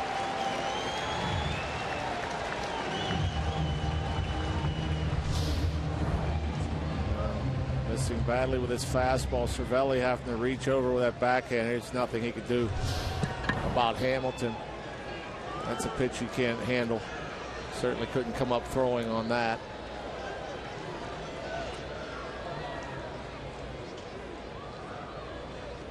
1-2's inside. Count is even. 2 balls and 2 strikes to Votto. That's that back foot slider Cole's thrown. He's got some swing and misses on it here tonight. But Votto, again, when you have a hitter that goes up there and his approach is to hit the fastball the other way, they see the ball longer. He's not trying to get the bat head out and try to cheat and pull the fastball. He wants to hit it the other way, so he's more likely to recognize the rotation, see the ball a bit longer, and lay off of those pitches that you'll see others swing at.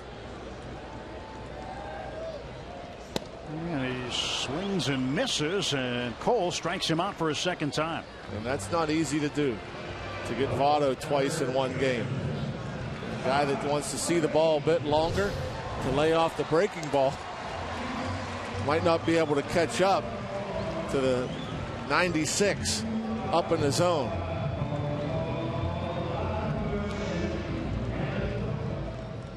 One man out. Cole now will face Todd Frazier. Pitch in for a strike. The terminology, by the way, on the interference play involving Votto is unintentional interference. That forced Hamilton to go back to first base on a stolen base attempt. Cole taking his time, varying his delivery once he comes set. Hamilton with one out will try to steal third.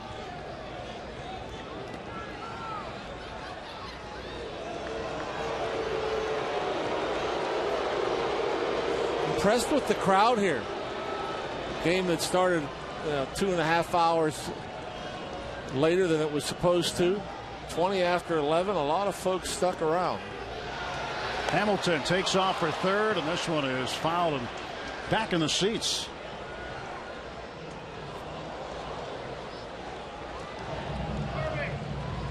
Huge jump from Hamilton. He would have had that stolen easily.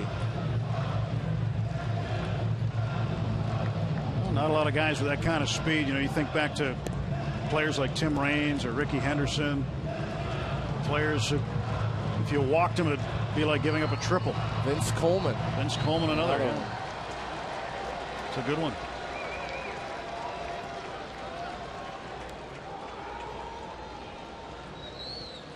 You watch him during batting practice. I mean, he goes all out, all through batting practice. He power shags. He chases everything, full tilt. 0-2 pitch. And Frazier down on strikes. When you're feeling good at the plate, obviously Frazier's feeling pretty good at the plate, and you're locked in, and you get a called third strike against you. Look at the back, that tailing fastball from Cole, perfect location. But when a guy like Frazier's locked in, I think you get more upset when you get a call against you, a borderline pitch against you, than when you're struggling. And Hamilton steals third uncontested.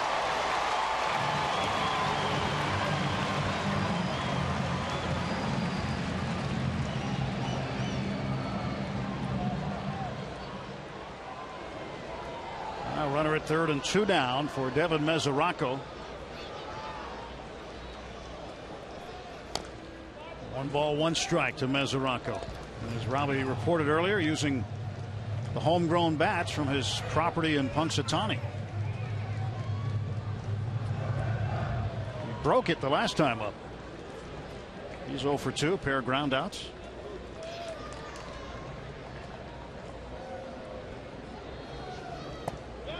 Did he go? Yes, he did, says first base umpire Bill Welke. And now Cole gets in front of him, 1-2. He was thinking fastball in. The Pirates have worked him in.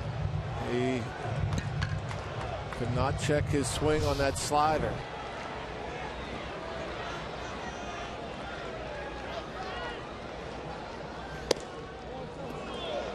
Cervelli tried to frame it, but off the plate. 2 balls, 2 strikes.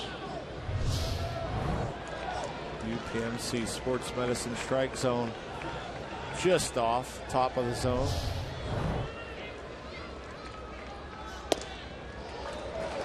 Full count to Mesoraco.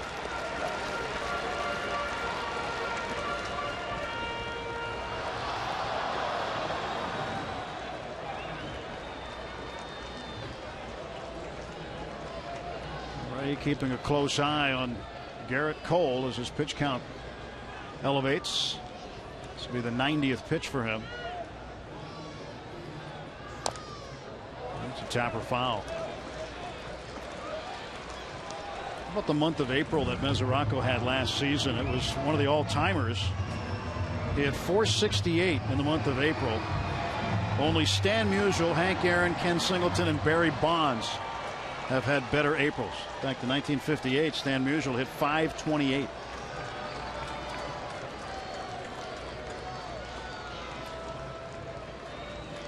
I don't know if anybody's ever had a month like that. 528 in a month. Broke another bat. How did he offer at that pitch? I mean, that pitch may have hit him if he didn't swing at it. That's almost like, predetermination. You add the movement on the fastball. Look at that pitch. It was running in on him. Might have hit him in the hand. How do you get a piece of a pitch that low on the bat? That's like self-defense. Yeah, and again, you see it out of his hand, and with the velocity, certain guys, start to swing a little bit early, and that good two-seamer kept running in, chasing him. 2 outs, full count. Go ahead, runs at third.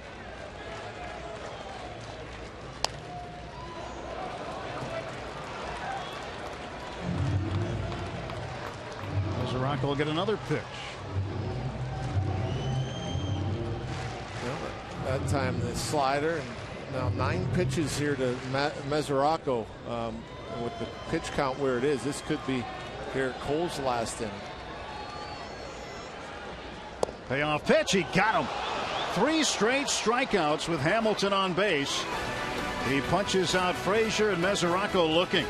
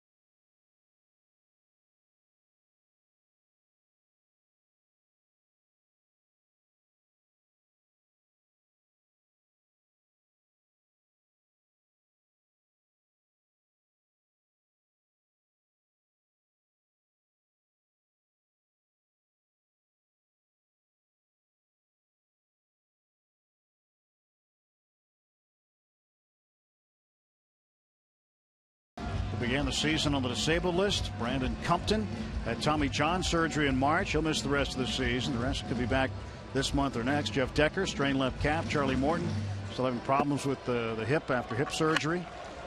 Justin Sellers, pain in his left Achilles tendon. And Chris Stewart, a right hamstring strain. And last season, the Pirates had 406 player days on the disabled list. That's the fewest in Major League Baseball. Next fewest, Minnesota, with 439. So the fewest by a lot. Ben Potenziano, who actually represented the Pirates at the All-Star game last year on the training staff. Staff with Ben and Todd Tomczyk, Jeremiah Randall. They do such a great job. Yeah, you bet that they're proud of that they had the fewest days on the DL. Trainers do not like it when players go on the DL. They take it personally. They want to keep everybody healthy. Pedro starts the top of the 6th. And during the inning break, handshakes in the dugout. Garrett Cole getting a handshake, or a pat on the shoulder rather, from the manager. which could indicate that's all she wrote tonight. Ooh, that one came back and got him. Pedro strikes out looking. He's 1 for 3. And he doesn't like the call, and he's letting Sam Holbrook know about it. You don't see Pedro have too many conversations with umpires. This little backdoor cutter, top of the zone.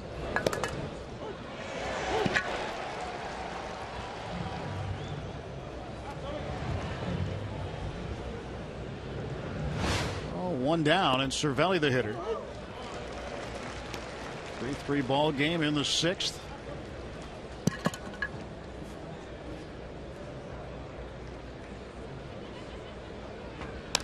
Cervelli to center field, and right there is Hamilton for out number 2.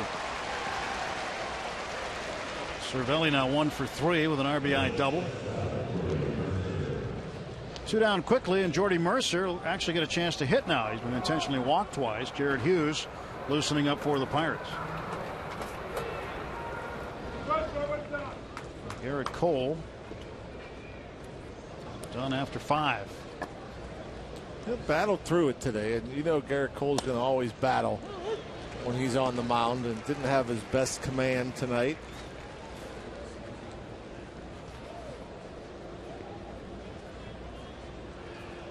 Mercer lays off that pitch. 1 ball, 1 strike. You see tonight, Rock, where Albert Pujols of the Angels hit his 521st home run against Seattle. They lead 5-1. He's tied now for 18th on the all-time list with Ted Williams, Willie McCovey, and Frank Thomas. Impressive. Pretty good company. So Andrew Lambeau on deck a moment ago. 2 balls, 2 strikes, 2 down, bases empty. Jordy chops one up the third base side. 1 swing from Jordy in this ballpark could put Cole in line for a win. Leak make a mistake. Mercer ground ball up the middle and a base hit. Jordy's 1 for 1. 2 out single for the Pirates shortstop. So Lambeau will come up, and he will hit for Garrett Cole.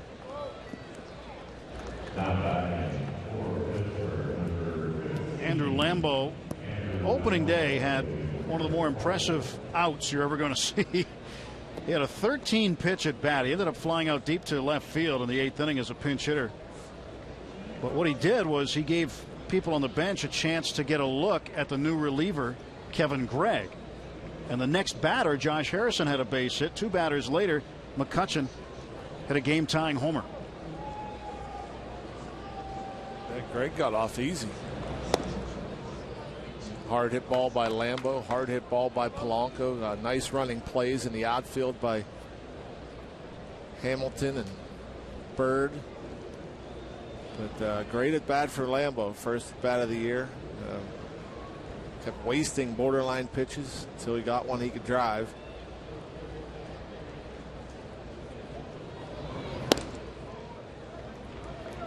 Two balls, no strikes to Lambeau.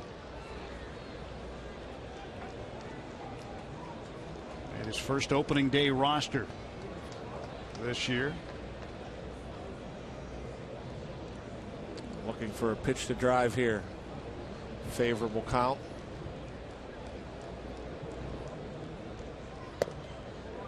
Way ahead in the count, 3-0. See what happens. Clint Hurdle. Lambeau the green light. Left-hander Tony Cingrani warming up for Cincinnati.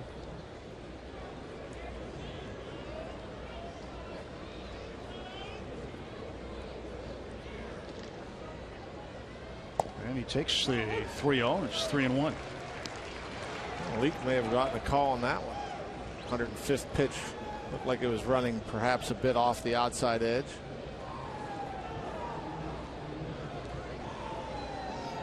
Two outs. Mercer at first. See where the number 4 is. That was off the plate. And Lambeau takes ball 4, and the Bucks have the go-ahead run in scoring position now as the walk to Lambeau forces Mercer over to second base. So this is going to call for a visit from Jeff Pico, pitching coach, out to Mike Leake. Another good at bat by Lambeau. Yeah, well, he took ball 4 twice. So that's a good pitch at to bat. drive. Yeah, Leake really didn't want any part of him. It didn't look like everything away. I mean, Leake usually a guy that has pretty good command, but you know, he's had his fair share tonight. 4 walks, 2 plus 2 intentional, 6 walks total. Harrison coming up. Tweet to the booth. Hashtag Bucks booth. Favorite J. Hay moment. Yankees Stadium. As he hits a go-ahead home run in the 7th inning. Just got out of there. And then defensively, watch that. Full extension. Game saver. Off Yangervis Solarte in the 8th inning. And Josh bounces it to third. Frazier too late to second. Everybody's safe and the bases full of Bucks. That's a big break there. Frazier retreating. And once you retreat, you're at the mercy of the hop. You know, the dreaded 2-hopper, where Frazier, if he breaks in, he may be able to get a short hop or get the ball on its way down. He retreats, he gets the ball on its way up. Can't handle it, takes it off the midsection. Too late to throw anybody out. And that is going to do it for Mike Leake. Ryan Price has relieved him of duty. Pitching change here in Cincinnati.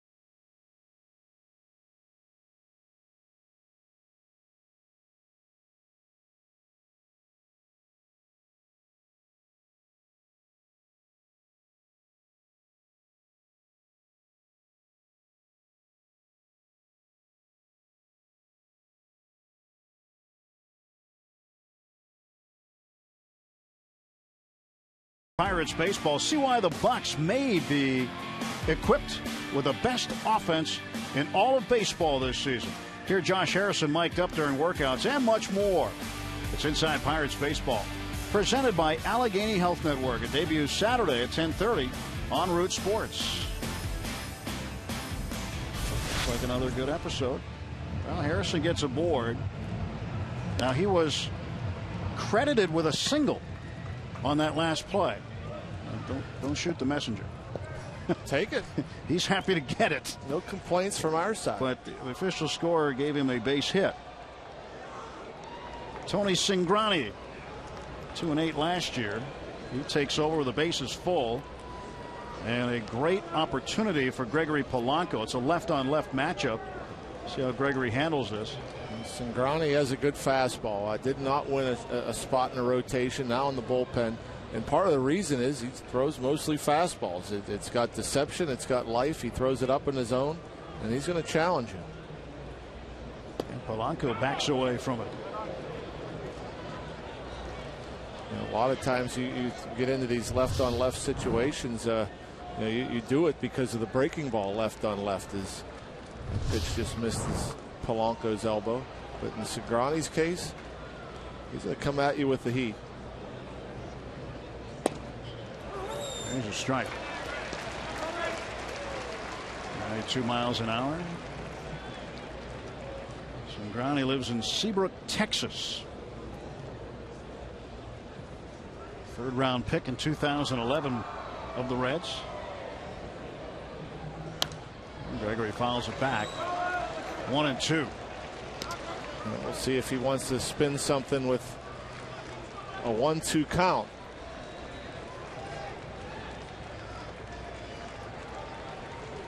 Mercer at third base.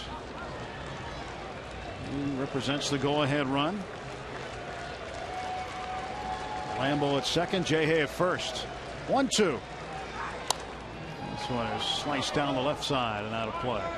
Another fastball. You see the velocity, 91 to 93, but it gets on you. I don't know if it's the delivery, if he hides the ball, the deception, the release point. But it's not just left on left, left on right, and I don't see anybody in that Reds bullpen. If Polanco can get on, I think we'll see McCutchen face the lefty as well. 1-2 offering. And Gregory down on strikes with the bases loaded. Cingrani comes in, puts out the fire. Still 3-3 halfway through the sixth.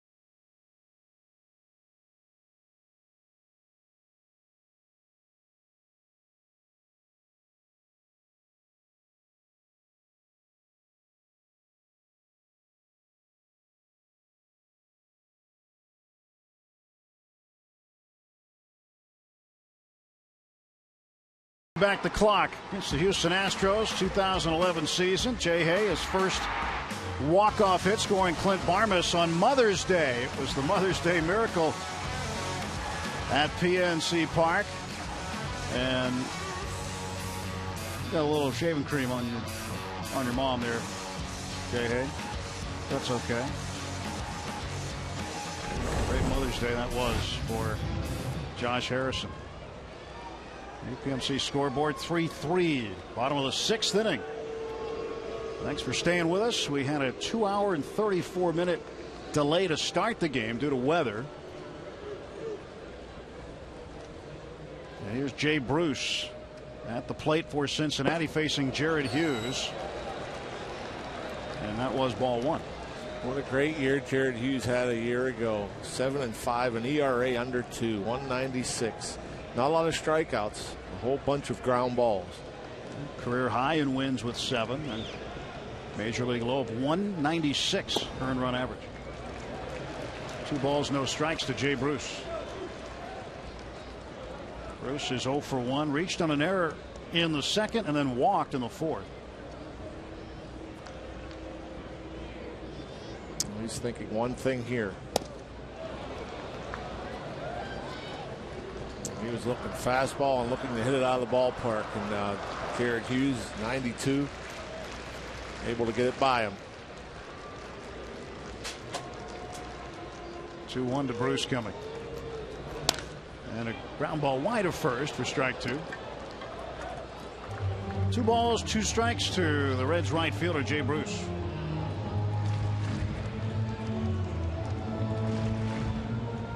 Jared on the opening day roster of the Pirates for the 3rd time in 4 years. Remember, he was in Indianapolis to start the season last year. And he strikes out Jay Bruce to start the 6th. Well, good beginning for Hughes. Let's go back to Twitter. Asked about your favorite Jay Hay moments.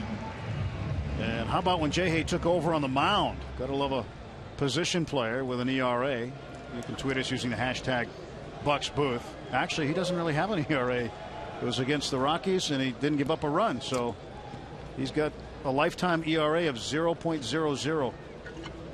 Of course, you know, no way he's going to give up a run.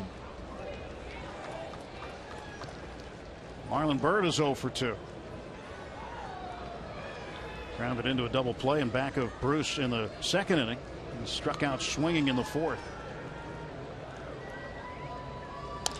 Ground ball left side. Mercer will handle it. 2 down. Well, let's take you back and show you Jay Hay getting the call. Skipper says, all right, let's get these guys out. And that was what it took right there. Tired, the only batter he faced.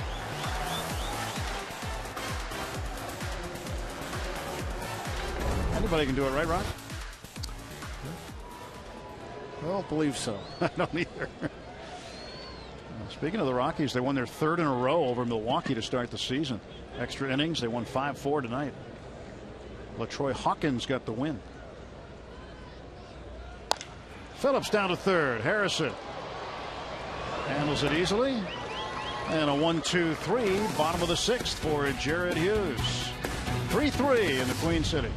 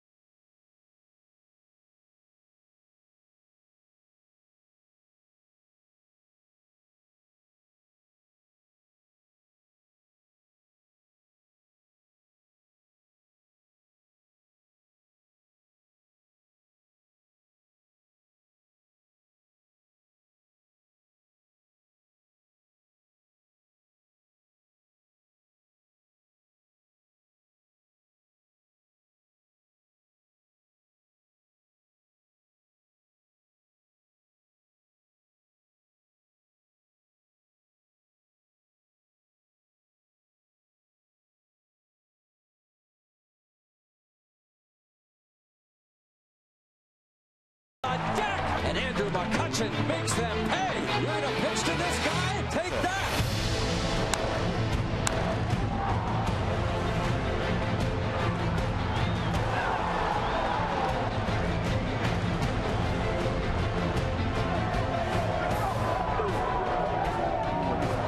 Tip of the cap to McCutchen for his opening day home run that tied it in the 8th inning. Kutch leads off in the top of the 7th of a 3-3 game. 5 hits apiece. And Kutch 0 for 3. Again, he has hit in 11 straight games here, facing the left-hander Tony Cingrani. And he looks at a pitch down low and in for a ball. Pretty close. Cingrani starts him with a breaking ball. Again, he likes to throw that fastball. And we'll see if Andrew can get one here.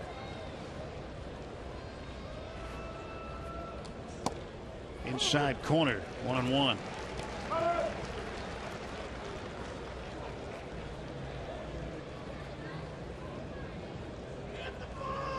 That's 2 for 4 on Monday. One went against him, one went for him. That is up and a little inside. Well, I guess the count was what it should have been. Yeah, the breaking ball, I thought it looked pretty good the first pitch, and nobody would bat an eye. He just went about their business, did Cingrani and Mesoraco. Ended up getting a call the next pitch. And the 2-1. That's upstairs. McCutchen with 6 straight opening day starts. Last Bucco center fielder to have as many. Andy Van Slyke, who made 7 straight opening day starts in center. And he is aboard. Go ahead run is on base for the Pirates. As Kutch will trot down to first base. Cingrani now will turn Neil Walker around, about right-handed.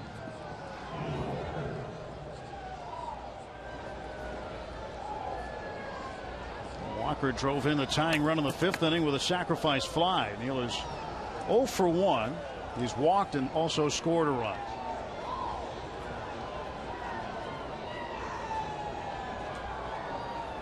We appreciate you staying up late with us on a school night. Couldn't be helped. Mother Nature didn't want us to start on time tonight. Game 2 of 162 regular season games. Scheduled to be some rain tomorrow too. Scheduled forecast. It'll be a quick turnaround. 12.5 hours. We'll be back at it again.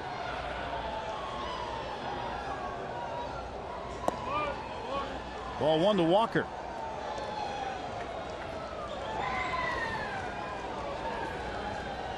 Neil made his 5th straight opening day start on Monday at second base.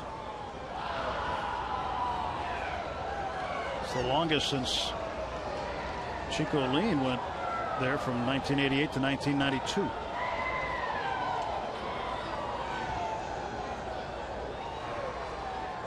And Walker hits this one in the air to right center field. Hamilton after it.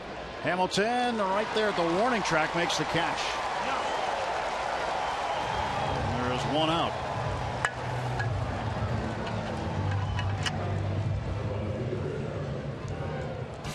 Get on board with Bucco Baseball as a season ticket member. You get unprecedented year-round access to exclusive events and experiences. It's not too late to secure opening day tickets too. All full and half season plans include opening day, and 20 game members have the ability to purchase opening day tickets. Call 1-800-BUY-BUCKS or go to pirates.com/membership for more details.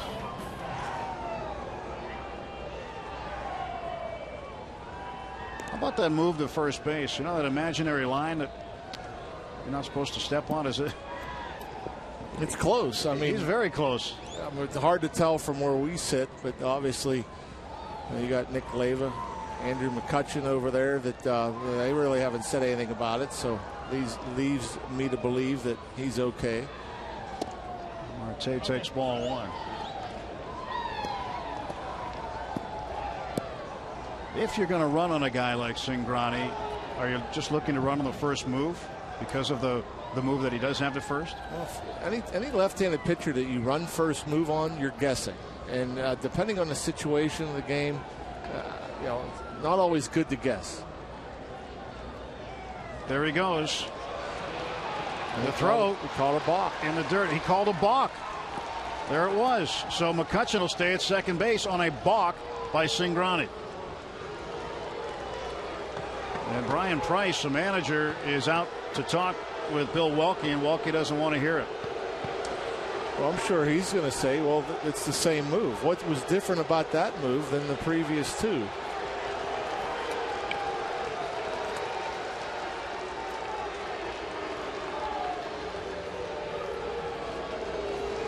It looked like he was pretty close the first time, and then this time the balk is called.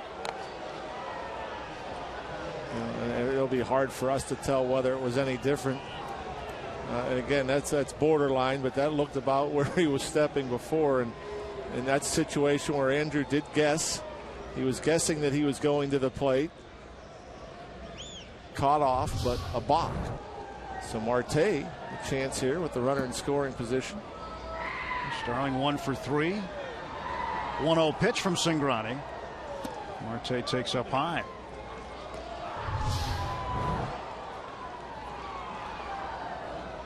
Cut's just going on the move here.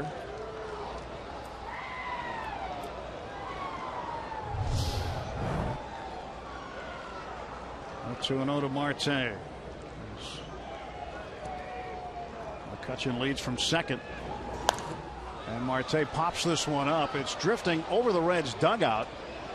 And that'll be out of play. Right on the dugout.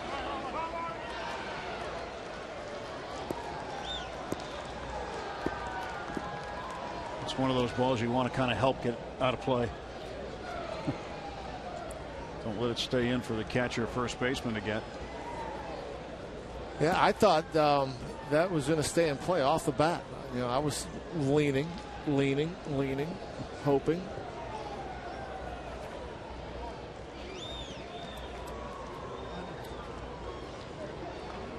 Pretty chatty around the second base bag, Phillips and McCutchen. Marte, foul tip into the mid of Mesoraco for strike 2. And again, more and more fastballs. Cingrani, now 16 pitches, 15 fastballs. It's just the fastball that's hard to hit.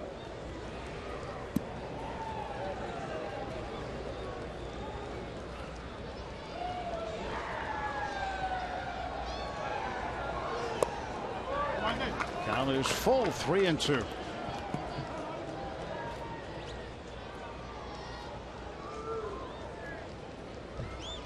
Pedro Alvarez waiting on deck. 1 out, and McCutchen at second base. Cingrani's payoff pitch to Marte. Swung on, fouled back.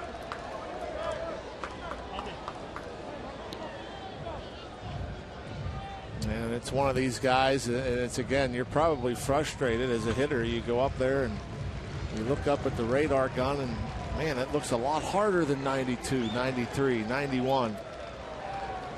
Why can't I get the barrel out? Some kind of deception. Marte to right field. Bruce backing up. He'll make the grab, and Kutch gets back to second base. Cingrani after the leadoff walk. A couple of hard hit balls against him. Neil Walker hit his ball pretty well in the right center that got ran down, and this was hit right on the money. Marte barrels it up.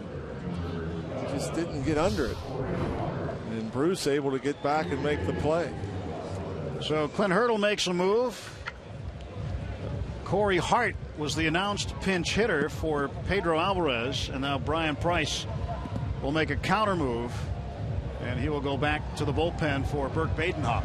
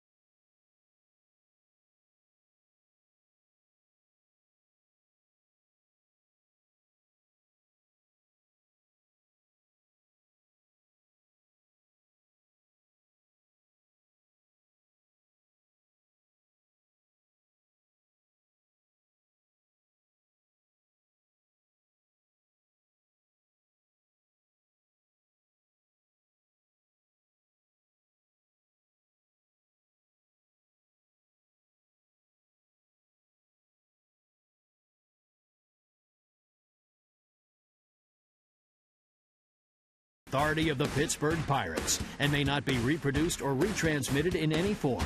And the accounts and descriptions of this game may not be disseminated without the express written consent of the Pittsburgh Pirates.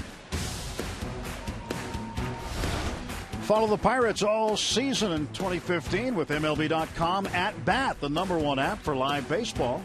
At Bat is up to the moment, at any moment, with in-game highlights, live look-ins, replay reviews, radio broadcasts, StatCast, and more. Get MLB.com At Bat for your smartphone or tablet. Badenhop to face Hart. And Corey Hart drives one up the middle, a base hit. McCutchen around third. Hamilton's throw to the plate.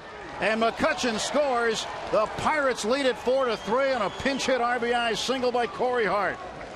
Not wasting any time. Corey Hart, welcome to the Pittsburgh Pirates. First pitch swinging. A fastball, I believe. Off the bench, that's what you're looking for. I want to get a first pitch fastball, and he gets it up middle.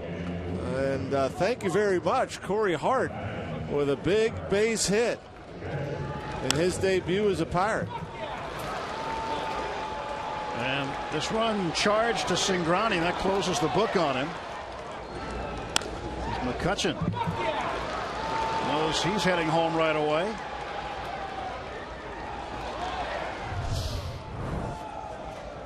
Corey Hart, nice job. Sean Rodriguez will run for him. And then Rodriguez will go into play first.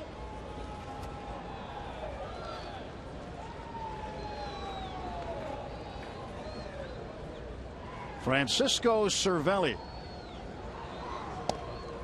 He'll take a strike. Cervelli with a double and a run batted into the fourth. Pirates a 4-3 lead now in the 7th inning. Rodriguez at first.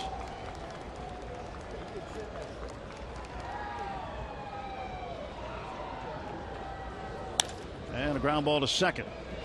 Phillips with a flip to Cozart. Pirates get a run, one hit, one left. Stretch time in Cincinnati. 4-3 Buccos.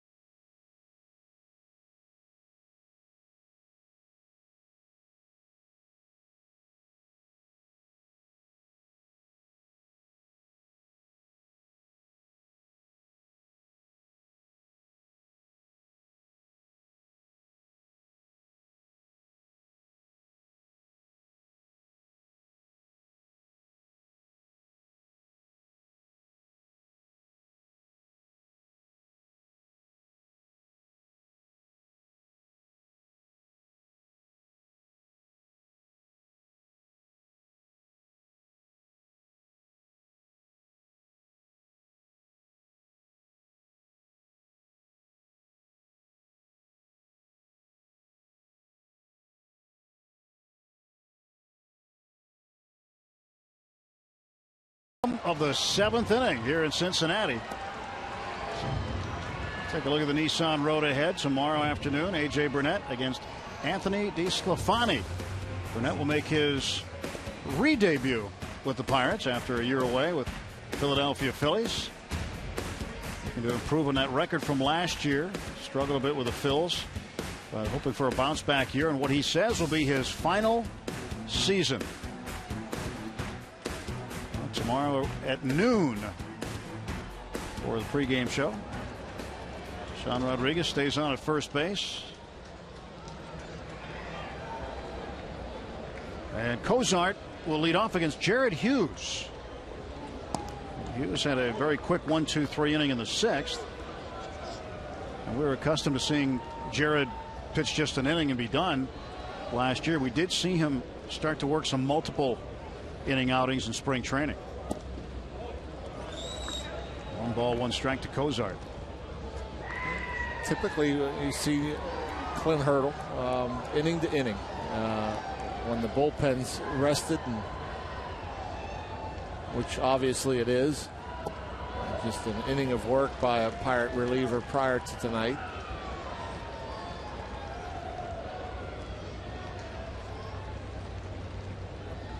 Two and 1 to Cozart. Cozart 1 for 1 with a walk. Takes low. Well, it'll be interesting to see how the bullpen gets used this year. The pieces that Clint Hurdle has at his disposal. A lot of power arms coming out of the pen. And on the corner for a strike, and it's 3-2. And Jared Hughes will tell you is righty lefty. Bastardo. Antonio Bastardo, the lefty, and Archimedes Caminero, the right-hander. Jared Hughes will tell you, I mean, his job is to go in there and pound the strike zone, get ground balls.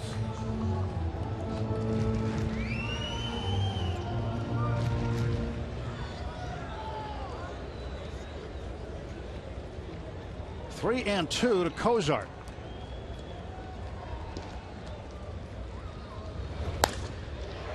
Bullet hit into foul ground.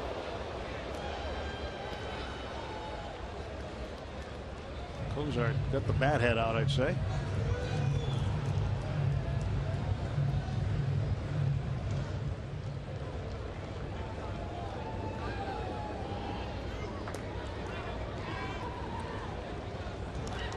Jared ready to deliver the payoff pitch.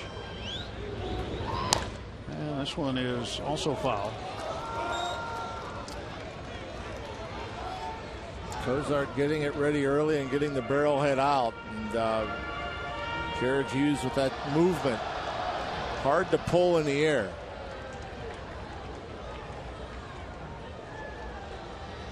Let's see if he continues just to pound that sinker. And this one in play. Mercer from the hole. Sets his feet. And fires across to get him. 1 out for the Reds in the 7th.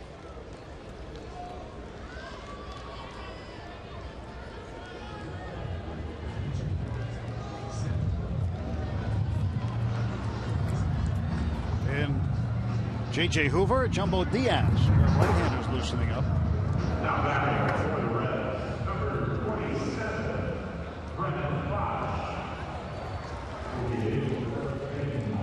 So Brennan Bosch will come up for the Cincinnati Reds. We had seen him in the past with the Detroit Tigers. But Brennan Bosch, a left-handed bat coming off the bench. Another familiar name, too, is on this Reds bench. Saw him a lot with St. Louis, and there's always a thorn in the Pirates' side more often than not. Skip Schumacher. Yeah. He is back in the division. On strike 1 to Bosch. Bosch had a good spring.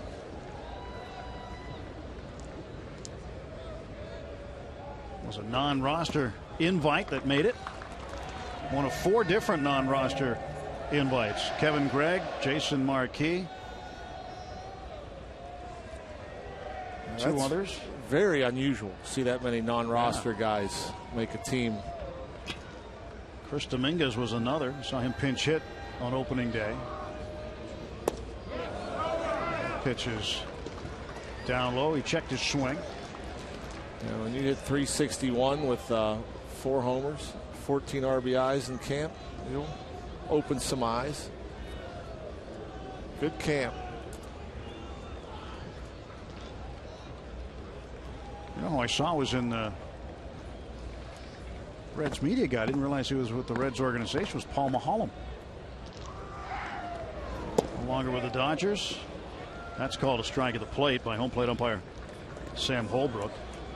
At least he started with the Reds.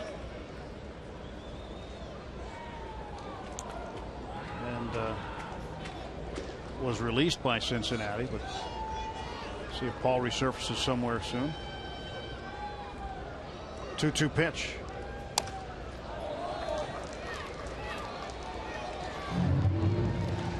Yeah, Bosch, guy came aboard with the Tigers. They thought they had a right fielder for some time, an outfielder with some pop. I thought that he was going to be in Detroit for a while, and things just haven't worked out. Cincinnati giving him an opportunity.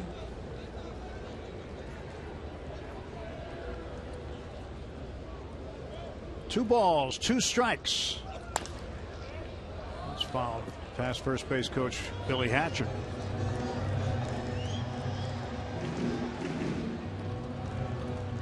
Bosch batting in the 9 spot for the pitcher Badenhop. 4-3 Pirate lead. Billy Hamilton on deck. Hamilton 1 for 3. He was left at third base in the 5th inning after Garrett Cole struck out the side. Last 2 looking.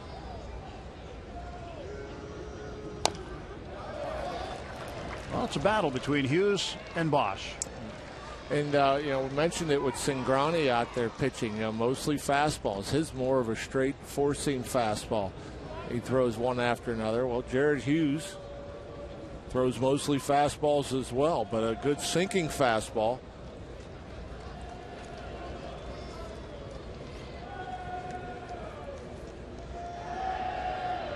Two and 2 still to Brennan Bosch. 1 down, bases empty for Cincinnati. Again, the battle continues. For Jared Hughes, last year, 87% of his pitches were fastballs to left-handed batters. It dropped to 83 versus righties. So pretty much you know what you're getting. I think it's even higher than that for Cingrani. I think he was like 88%, I think I heard. Cervelli shaking Hughes off. He was shaking his head no. Try something different. It's fouled back.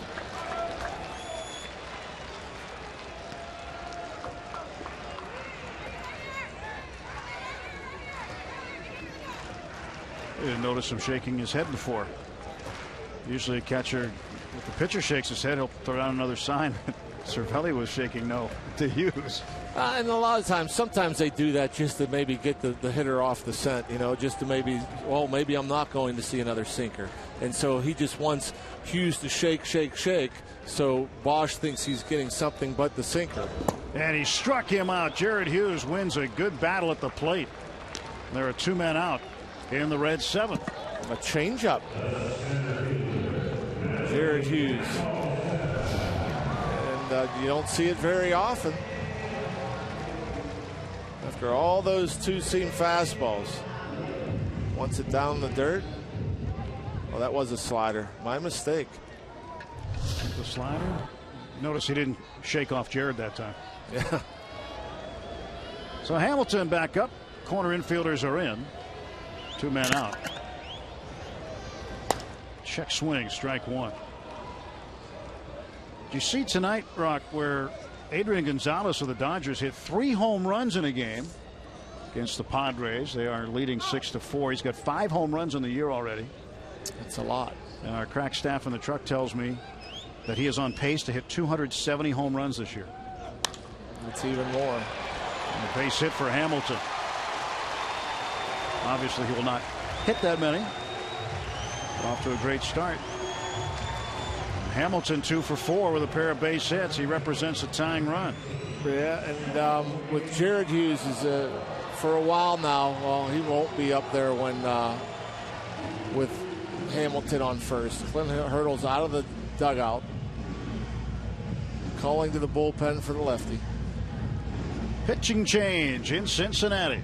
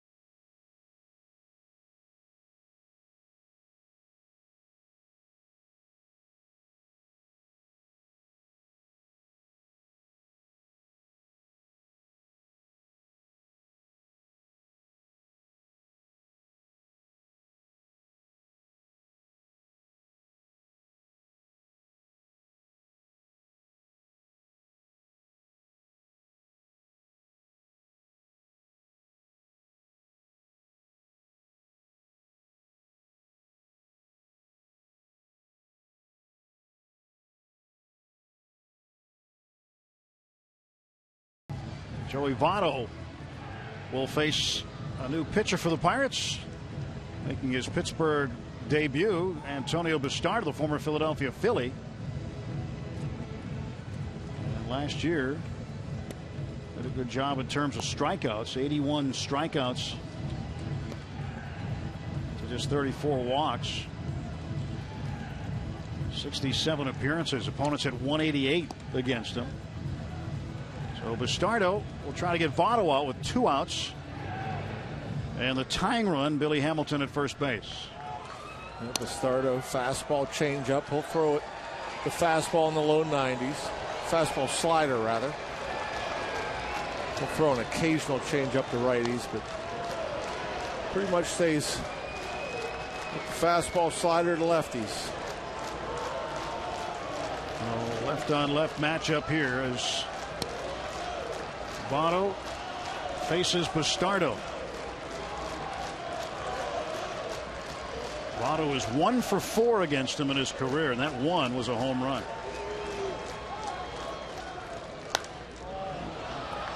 Fouls this one off.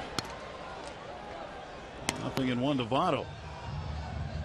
Votto 0 for 3 with a pair of strikeouts tonight.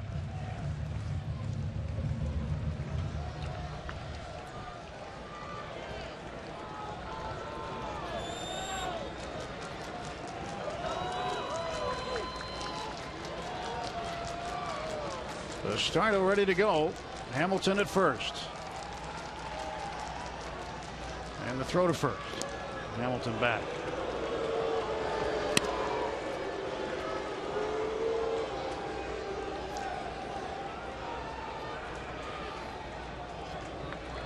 First base coach Billy Hatcher giving Hamilton some advice. Bastardo's pitch. Strike 2. Good fastball, good location. Now you may see with 2 strikes on Votto. This Hamilton play that guessing game. You have 2 outs, 2 strikes. You may try to guess first movement with the lefty. And the 0-2. And it's bounced, and there goes Hamilton. They'll get down to second base. And a wild pitch. Boy, that's some kind of anticipation from Hamilton. I mean, it looked to me that he took off before the ball even hit the dirt. I think he saw the ball out of Bastardo's hand, knew it wasn't going to get to Cervelli on the fly, and he's gone. He's off.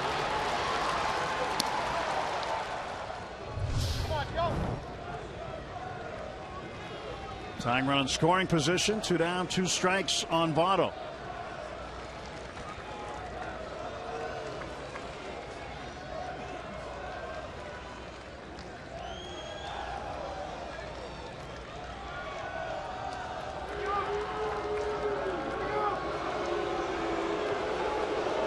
And Cervelli will have a word with his pitcher.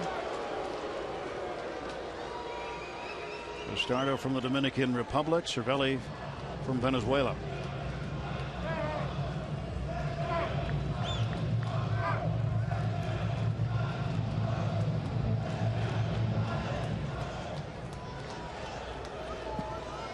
Always a tough out, Joey Votto.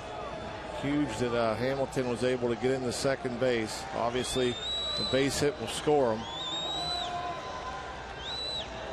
1 ball, 2 strike pitch. In the dirt, that's blocked by Cervelli, and that keeps Hamilton at second base. And again, Votto does not chase many breaking balls out of the strike zone. Hard slider. Good block, Cervelli.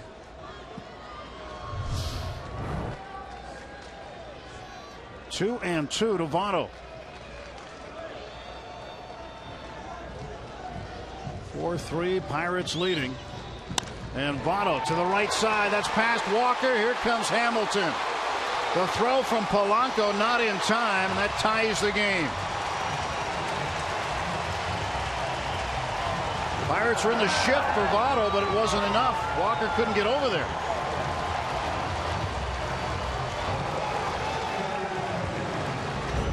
Bastardo, he starts Votto with a fastball up. Just fouls it off. Comes at him hard again. Good location. Tries to get him the chase. Nothing doing. That's where Hamilton moved up. Try to get him the chase again. Nope. Fastball comes inside. Votto, one of the rare times he'll look to pull a fastball. You saw where Walker was. Decent jump, just couldn't get over there. Ball was hit too hard and no chance. You're not going to throw out Billy Hamilton on a base hit to the outfield. So Bastardo is out. And the Pirates now going to Archimedes Caminero. We'll take a break. It's 4-4.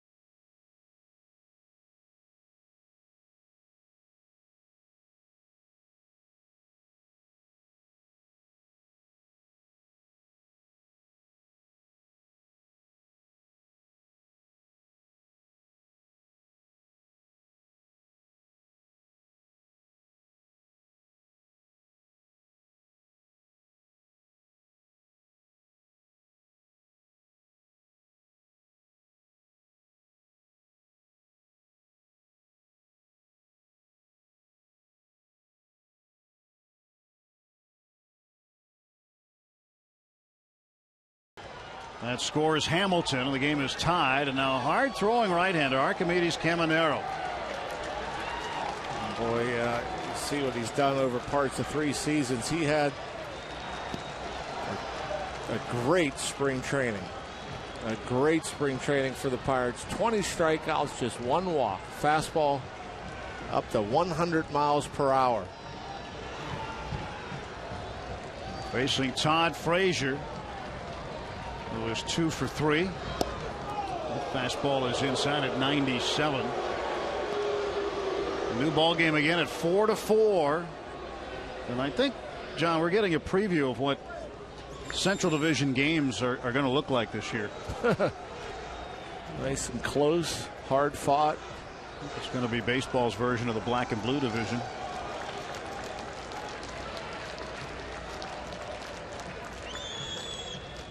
Way out in front.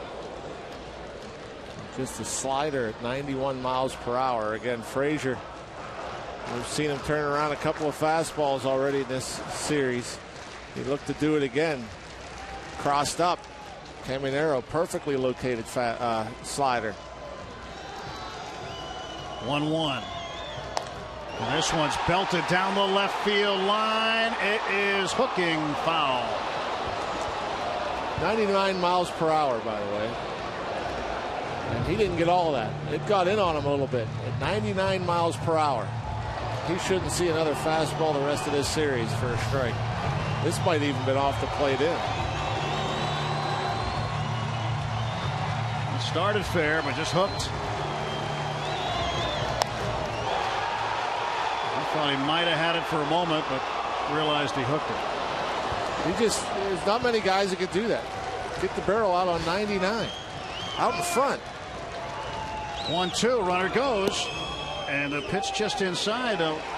Cervelli thought he might have had a strike there, and Votto takes second base, and now the go-ahead run is in scoring position.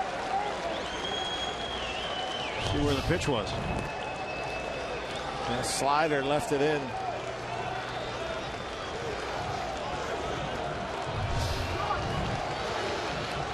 It is off the plate. 2-2 to Frazier. Now Now it's 3-2. Yeah, he just locked in. He got caught looking his last time up and didn't like the call. Perfectly placed pitch by Garrett Cole. And he's not even flinching on these sliders. This guy's throwing 99 miles per hour, Caminero. And he throws it in, he hits it foul out of the ballpark. He's throwing these sliders, and there's not even a twitch. He's just locked in right now. First base open. I throw him another slider. Struck him out. Got him to chase. But damage done in the 7th as the Reds get a run on a pair of hits. It's 4-4 heading to the 8th.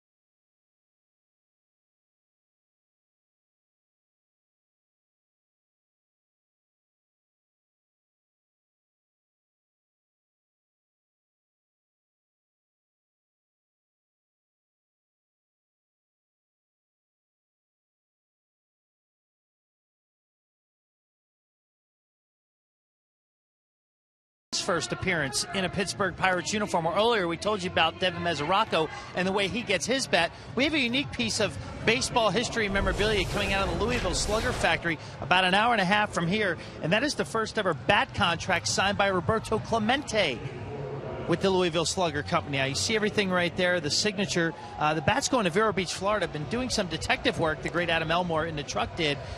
That might have been his first bat. He was still with the Dodgers at that point in time. But you see his signature, the delivery address, that kind of thing. And if you look on the very bottom, it says Moment Clemente. Now, that was a nickname that he went by when he was a kid.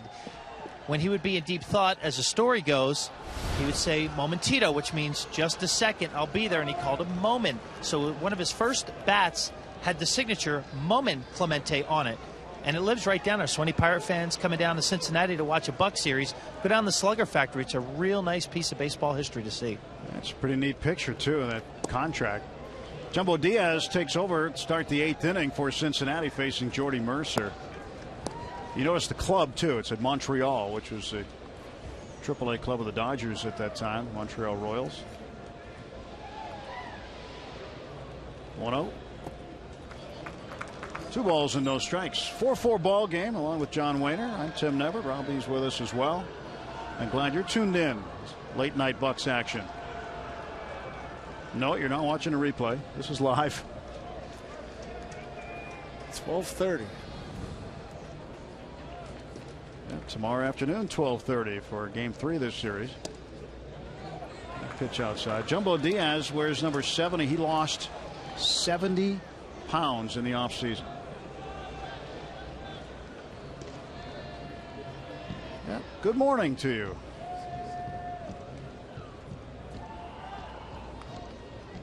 .30 pitch. And that is a strike. I think you said it during the break earlier, John. Now we'll be looking at a night-day doubleheader. Yeah. Night-day doubleheader. Or day-day. Wow. Good movement. Good late movement on that fastball. If he meant to cut it, but almost looked like a slider watching it live. Diaz 3-2 pitch to Jordy Mercer. And Jordy breaks his bat, rolls it to short. Cozart behind it. Going to Votto and retiring Mercer. 1 out.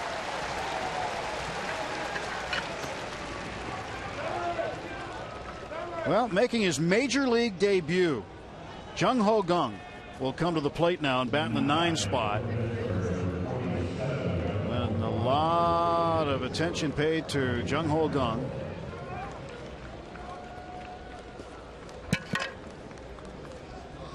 And perhaps the time zone difference in Korea benefits his fans right now.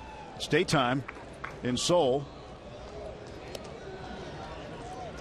And here is Jung Ho Kang's first major league at bat. Diaz likes to throw the fastball. Kang likes to hit the fastball. The 1-0 pitch. And a bouncer to third. Frazier fields it in fair territory and throws him out. 2 men out for the Pirates in the top of the 8th.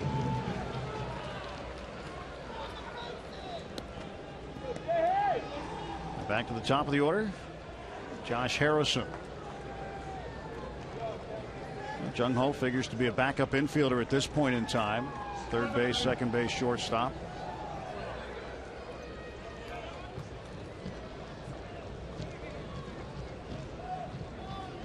It's HK, his translator. Jay takes a ball.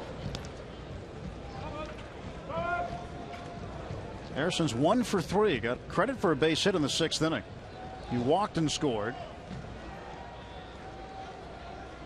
1-0 from Diaz. 2-0. Jumbo Diaz was a Pirate farm hand for a short time. Get that fastball up there. He saw it 96. See if he can throw something on the inner half of the plate. Jay can get extended on. 3-0.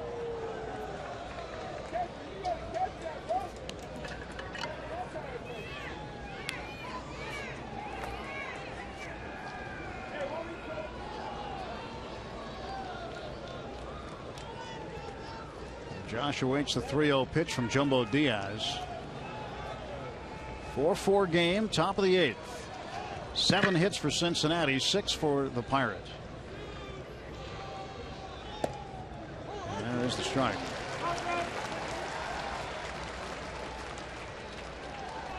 They're going to have fireworks after the game. They had to cancel them. It's too late. They have noise ordinances here in the riverfront section of Cincinnati. 3-2 now. That one almost went in the radio booth, didn't it? Greg and Ballbar tonight.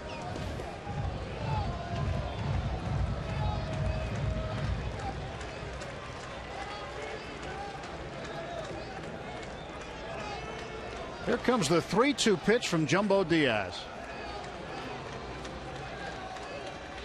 And Jay hits this one into center field, backing up Hamilton, still backing up, and backpedaling onto the warning track.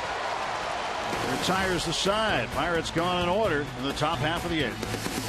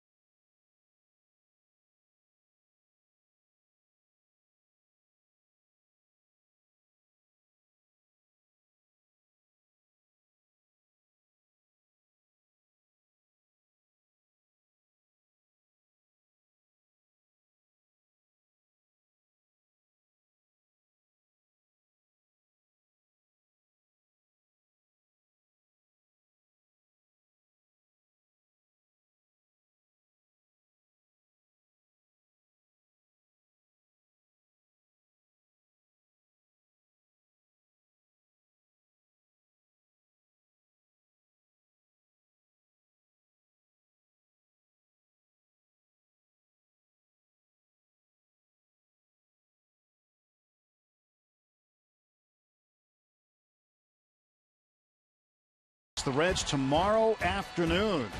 The WB Mason pregame show here on Root Sports begins at noon.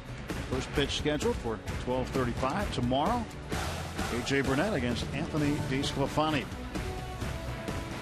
That will be the wrap-up of the opening series of the season. Then it's on to Milwaukee. We'll be in Milwaukee some point tomorrow night. And the Bucks and Brewers will go at it. 4-3 before the Pirates return home and have opening day against the Tigers on Monday. Tony Watson makes his second appearance of the season. He'll oppose Devin Mesoraco in the bottom of the 8th of a tie game. And a strike called on the Reds catcher. Watson had a tough luck ending on opening day. Good numbers a year ago. 1-1 to Mesoraco. Mesoraco, Bruce, and Bird, the scheduled hitters.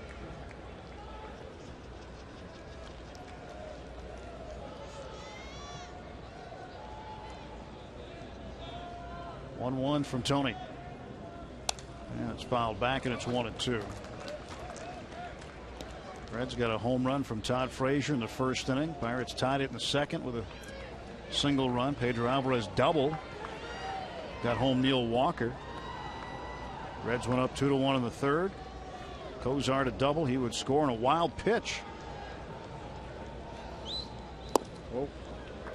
Pirates would tie it in the fourth inning. Marte with a base hit. Then Cervelli with a 2-out double. Got him home. Reds went up 3-2 in the bottom of the inning. Todd Frazier a base hit. He would score in a base hit by Brandon Phillips. And Mesoraco is out on strikes. Second time he has struck out. He's 0 for 4. Tony Watson, so good with his command with all his pitches. That time the changeup, perfect location.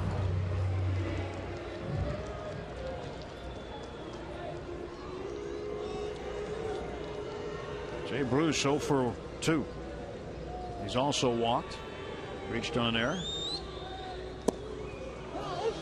Strike is called.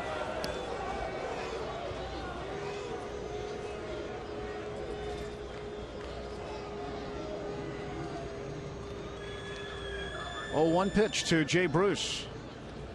And he's way out in front. Tony pulled the string a little bit. 80 miles an hour. I mean, he used to have so much confidence in that fastball. He'd throw it almost all the time, but now has a good changeup and slider to go with. There's the slider. 1-2 to Bruce.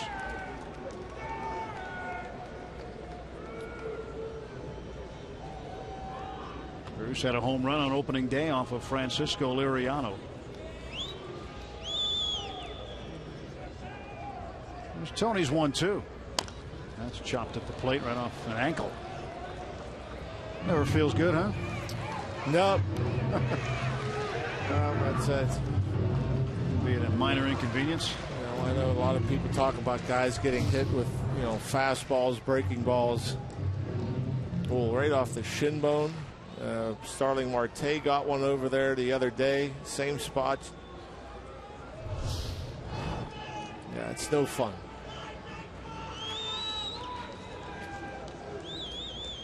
1-2 from Watson. They bounce it to the right side. Walker charging, fields it on the outfield grass and throws him out. Even sometimes when a guy would get hit with a pitch by like a curveball or something like that, was a curveball. Well, let me throw a ball 80 miles an hour off of you. 80 miles an hour. Still hurts. Sometimes when you get hit in the backside, they say, well, you got hit in a good spot. Yeah, great spot. Like it doesn't bruise too? Yeah, Bruce is feeling it. Just like Marte the other day. I mean, you're going to have a nice bruise, a nice little lump on that shin. And when you foul ball off, you hope to get it in the instep of the shoe or maybe some meaty part of the body. The shin is the worst. Just think like you're walking around like the living room or, hit like you just brush your shin against the dining room table or hit your end table. Nothing worse.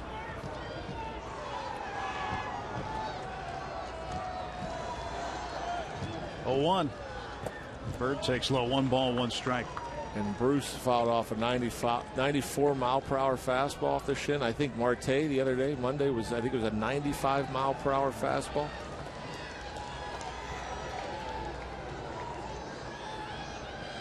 And he was hobbling around a bit, got attended to, and stayed in the game. Sure, it still bothers him. It's still got to be sore. 1-2 to Bird. Strike on the outside edge of the plate.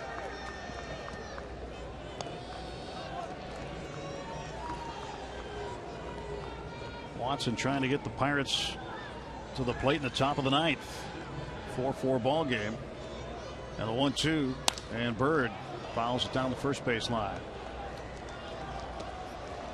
And he was checking his bat. It sounded like maybe it broke a little bit off the end of the bat.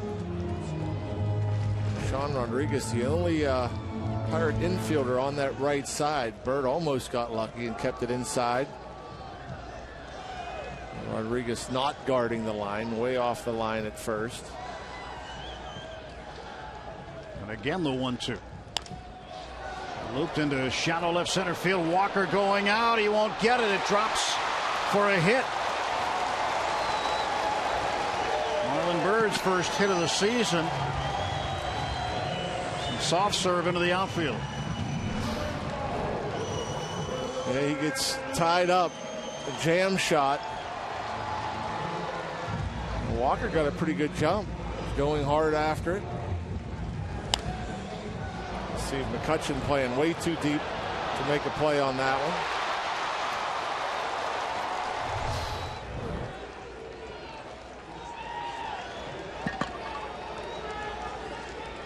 Brandon Phillips, he drove in a run in the 4th with a base hit up the middle. He's 1 for 3. Pitch outside, ball 1.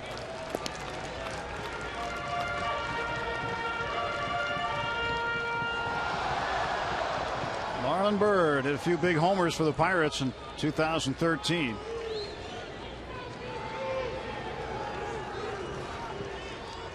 He had one in his first at bat, didn't he, against the Cubs at home? Came over after the trade. And a strike to Phillips, 1-1.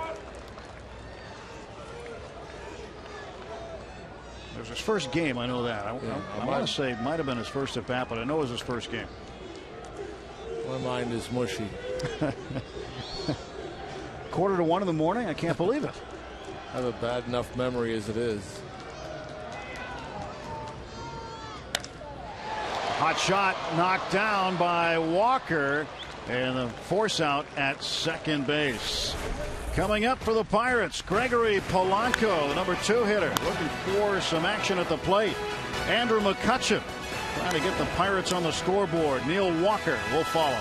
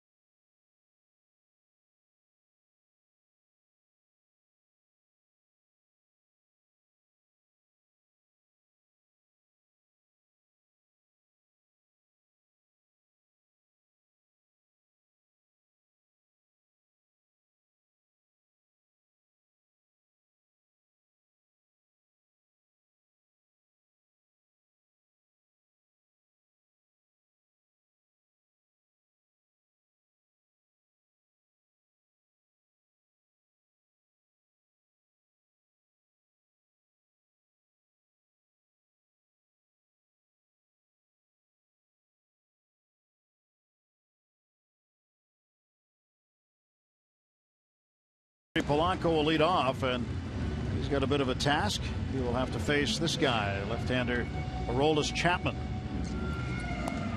It's no fun facing this guy. ERA of 2. The impressive numbers: 54 innings, 106 strikeouts. That's almost just under 2 per inning, which easily led the league. Just 1 home run allowed. The opponents hit 121 against the Cincinnati closer. See if Gregory can get on base now. He's going to have to see some triple digits. Well, Chapman hit 100 just a couple of times on Monday, mostly 99 miles an hour. Like, that's a big difference.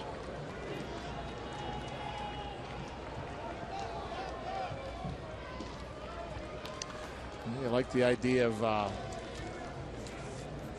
Chapman versus McCutchen matchup. Well, Polanco's only faced him once. He's 0 for 1. McCutchen is 2 for 7 against him. Walker 3 for 8. And Gregory looks at one outside, 2-0. Yeah, I think if I'm a lefty facing Chapman, I'm probably going to take till I get a strike.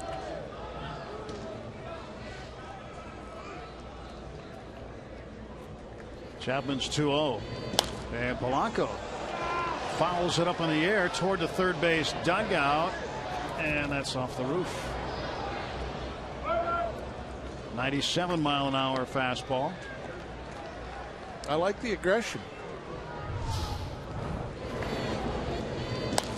Fastball right down the middle.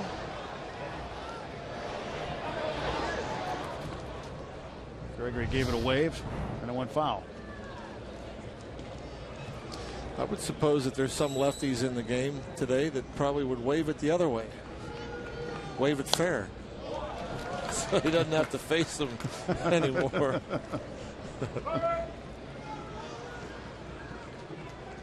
2 balls, 2 strikes.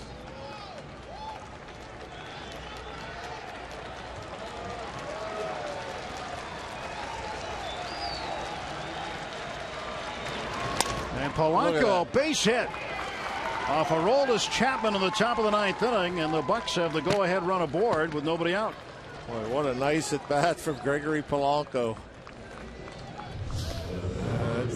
Doesn't happen a whole lot, but that's a fastball, and handsy, very handsy swing, 100 miles per hour off the end of the bat, right back up the middle.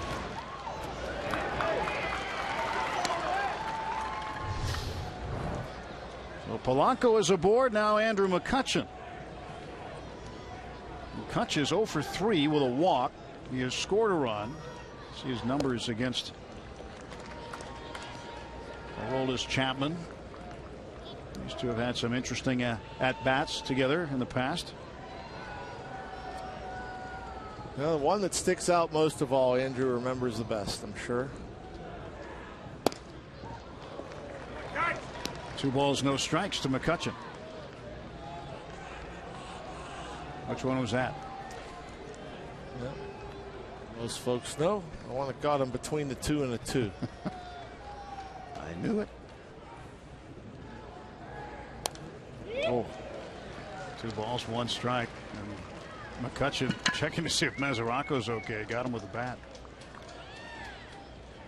Andrew, pretty good cut.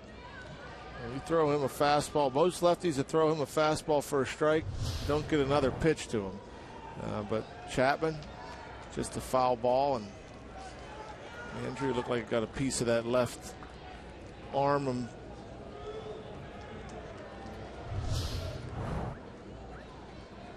2-1 to Kutch. Throw to first base, and Polanco jumps back.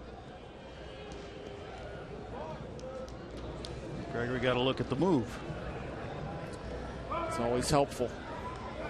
Mazaraco is looking over at bench coach Jay Bell, see what they're going to do with Polanco.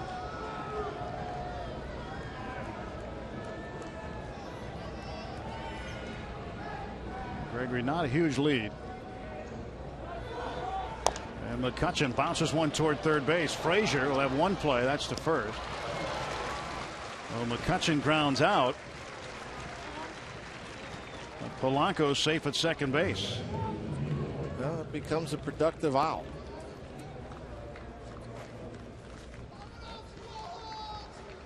They move Polanco up 90 feet, a base hit. Pirates can retake the lead. Walker up, Marte on deck. Walker trying to get Polanco home. Now, Walker probably has had the most success out of anybody on this roster against Chapman. 3 for 8. And each one of those 3 hits produced runs. It's impressive.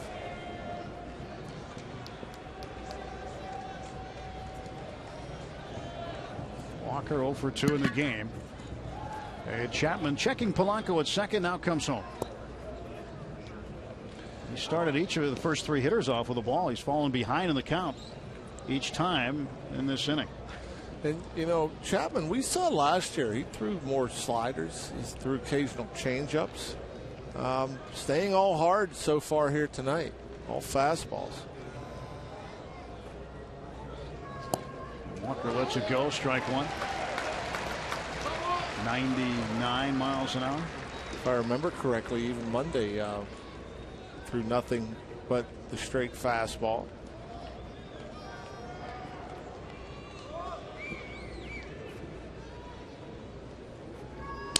And a broken bat roller to third. There was the slider. 2 gone.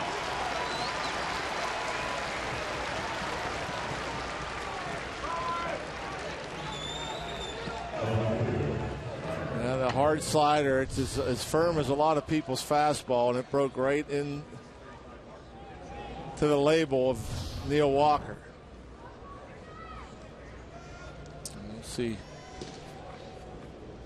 Marte here with first base open. Sean Rodriguez into the game with double switches on deck.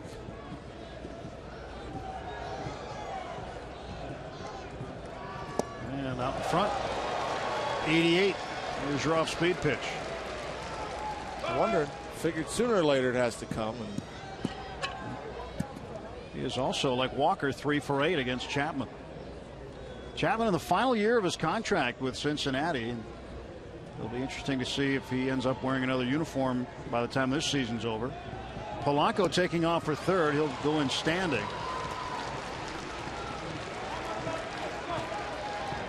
So stolen base for Polanco, his first of the year. And Marte has to be thinking, it's just not fair. He throws everyone else fastballs. Why not me? 0-2. Struck him out with a 100-mile-an-hour fastball. No runs, 1 hit, 1 left to the bottom of the 9th in Cincinnati, even at 4.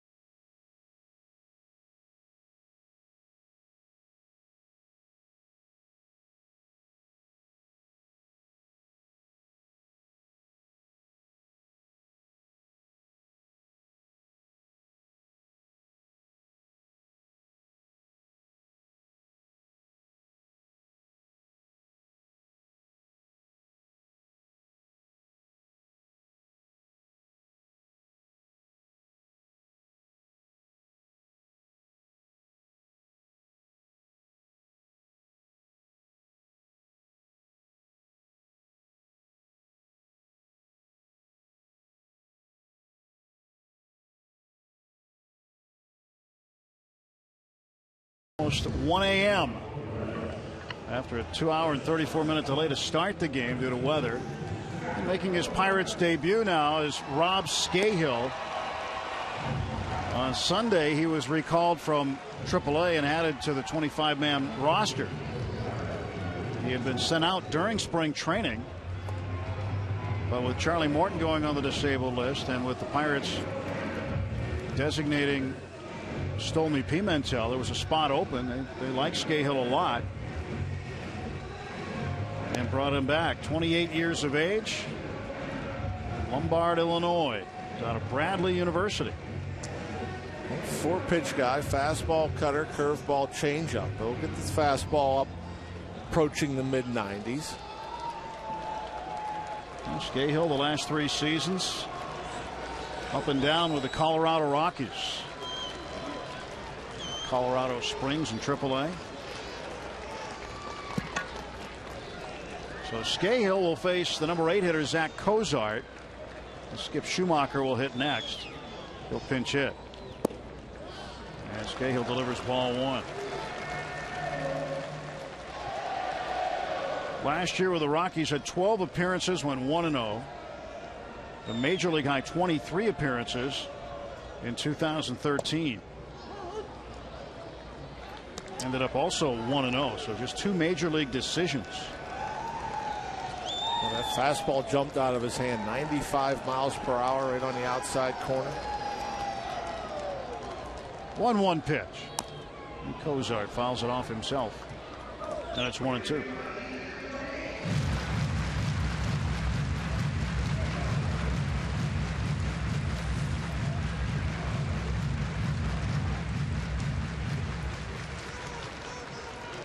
One and 2 to Cozart. And Scahill delivering. Blocked by Cervelli. Almost had Cozart ready to offer. Tried to get him to chase the curveball. You'll see nowhere near close to the zone, but his hands started. Good stop. Got nothing but flesh. It looked like Cervelli. No catcher's gear. Shot foul out of play. Well, for Scahill, this is the first time he's ever been on an opening day roster.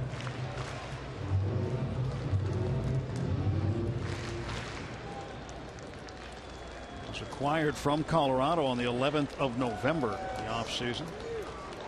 Maybe the happiest day of his life. Probably so.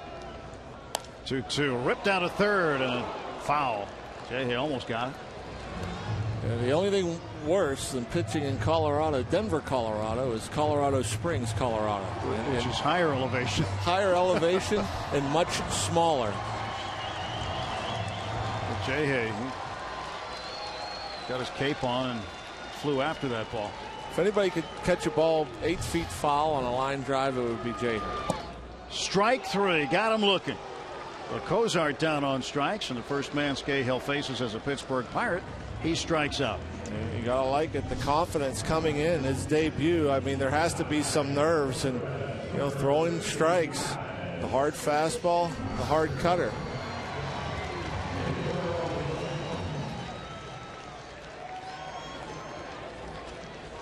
Skip Schumacher, the former Cardinal, pinch hitting. Fouls this one back.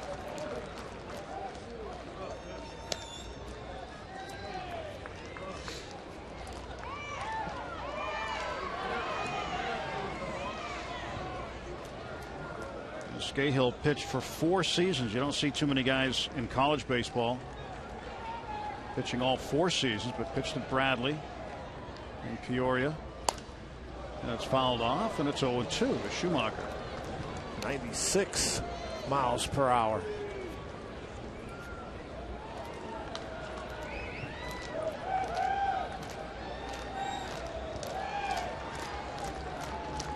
Last year, 83 games with Cincinnati. The year before that, played with the Dodgers. Other than that, all Cardinals.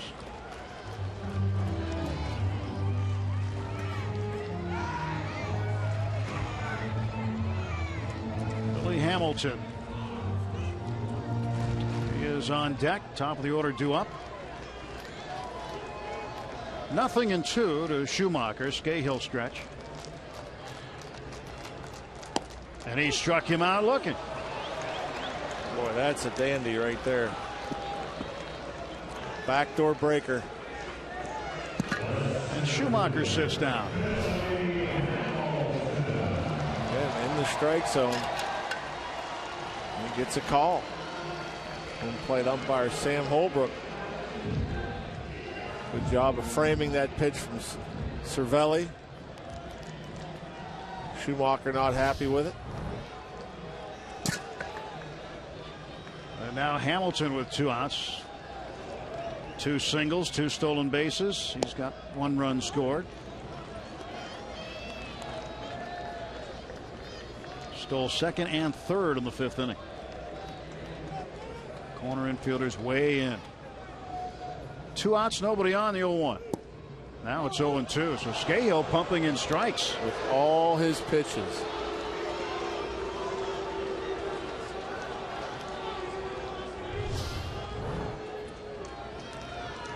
Francisco Cervelli, making it look better.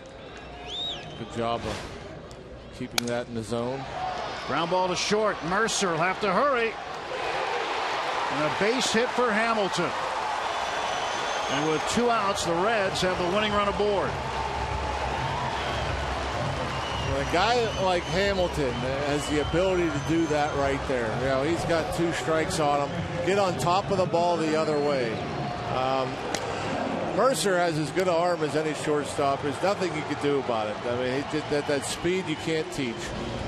And you were talking earlier about, third baseman having to play in. A guy like Brett Butler, I mean, you play way in on him, he'd slap it by you. If Hamilton ever figures how to consistently get on top of the ball the other way, he's going to be a tough out. See if he breaks for second base soon. Votto at the plate. 2 down, bottom of the 9th of a 4-4 game. And we'll see if Billy Hamilton waits to see the time it takes Scahill to get the ball to his catcher Cervelli, or if he just goes first pitch. But at some point he's going to go. Throw to first again.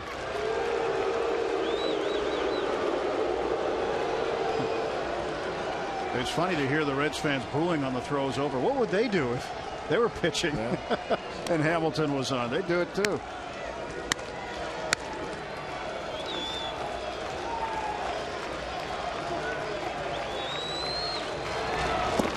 Votto takes a strike.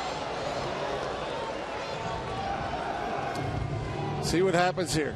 They got a good look at Scahill. Did Hamilton? I might pitch out.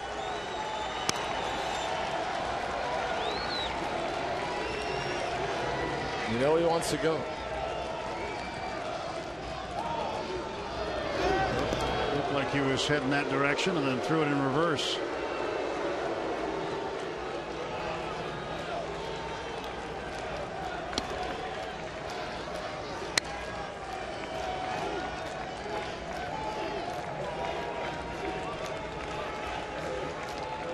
Scahill peering over at first base. Now into the stretch. The 0-1 coming. There goes Hamilton. Cervelli's throw down. Safe is the call. Josh Harrison covering. Throw is to the first base side of the bag, and J.A. tried to slap that tag on Hamilton as he slid by. 3rd stolen base of the game for Hamilton, and now the winning run is in scoring position. Getting it. Good jump, good speed. So did he get him on the shoe? Clint Hurdle's going to come out. I think we're going to have a replay here. Did he get him on the shoe? Look. Too hard to tell. Ooh. See, Cervelli thinks he's out.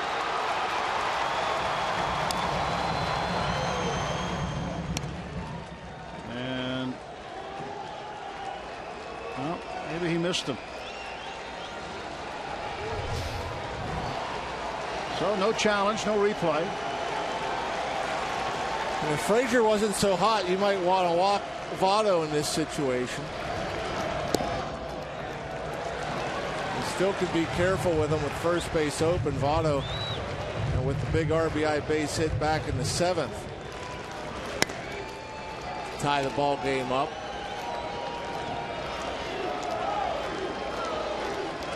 Two and one to Joey Votto.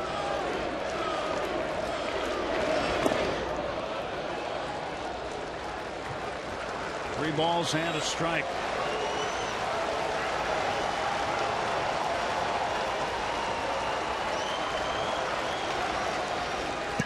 Be careful with him on this pitch.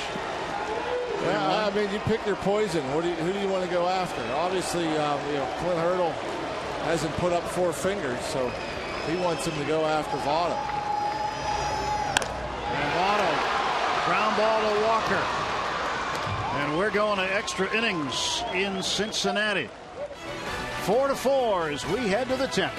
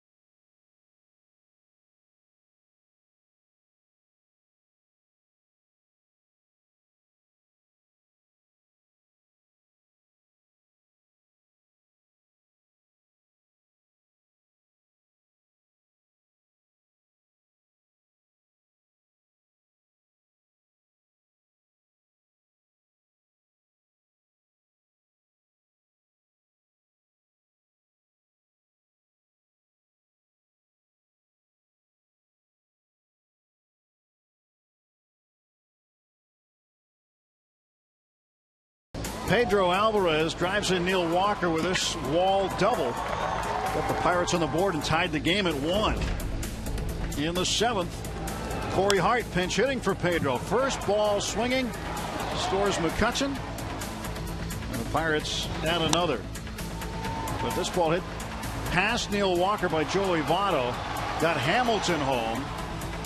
And that ended up tying the game at 4. Hamilton was in scoring position again in the bottom of the 9th, but Votto grounded out to Walker. And here we are in the 10th. A 4-4 game.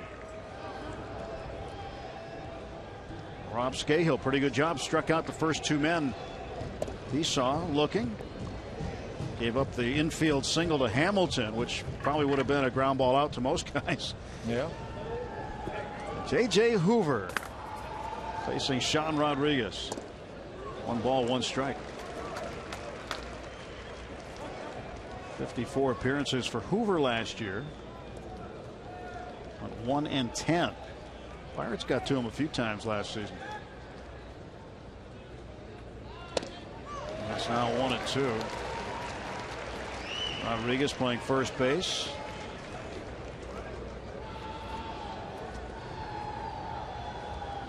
Only man left on the Pirates bench is Tony Sanchez, backup catcher.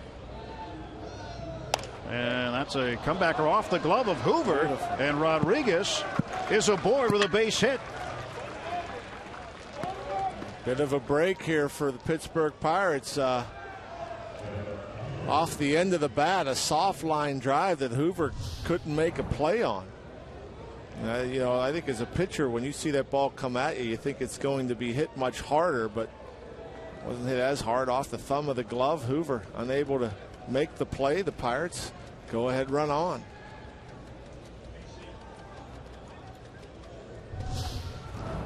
Rodriguez at first with nobody out, and Francisco Cervelli at the plate. Third baseman Frazier weighing on the grass at third. Cervelli squares, punts it the other way, and Hoover's only play will be to Votto. Sacrifice bunt for Cervelli, and that moves Rodriguez over to second. With the sacrifice, that guarantees that Scahill out of the game. Tony Sanchez, last position player, as you mentioned, will pinch hit. Good job by Cervelli. Can't imagine he's been asked very many times to square around and bunt.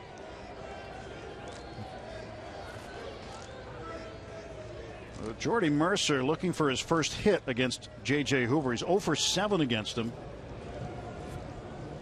so he's due. 1-0. Cervelli since 2010. That was his second sacrifice bunt. Well, he didn't forget how to do it. It was perfect. Did it well. 1-0 coming to Mercer with Rodriguez off second base. Hoover delivers. 1 ball, 1 strike.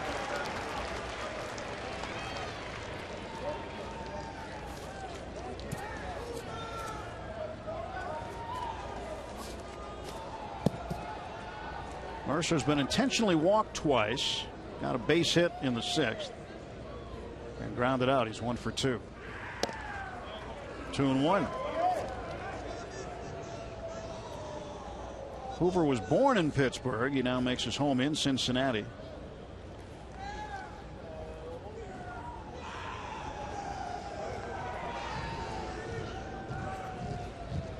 Late night, early morning baseball in Cincinnati, Ohio. 10th inning of a 4-4 game. There's a breaking ball in for a strike. I thought that was going to break off the plate. Close pitch.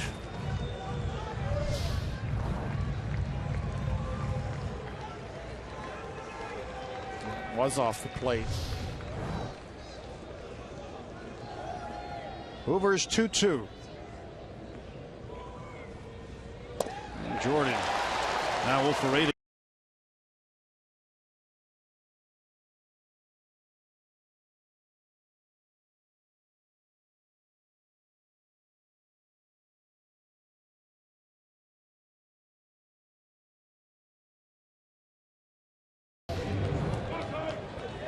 I don't know if anybody had more consistent at bats in spring training than Tony Sanchez.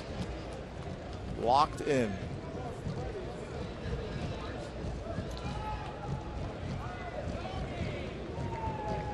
And Tony sees a curveball for a strike.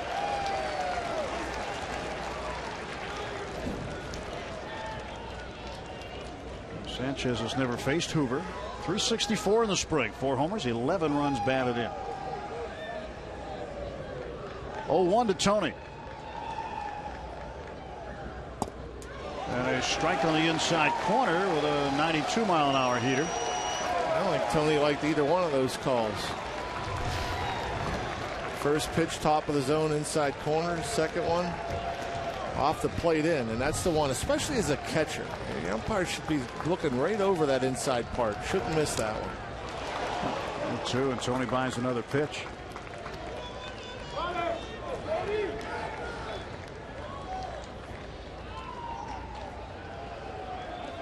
Nothing in 2. The count to Tony Sanchez. Infield back, and the outfield pretty much straight up for Tony with 2 down. Runner at second base, Sean Rodriguez. 0-2. That one's off the plate.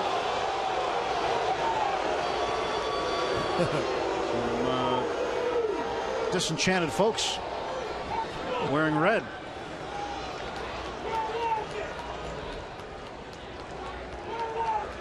You can see where it was. It was outside by a lot. Now it's 2-2. Well, maybe Tony gets a pitch right here. Well, we'll see.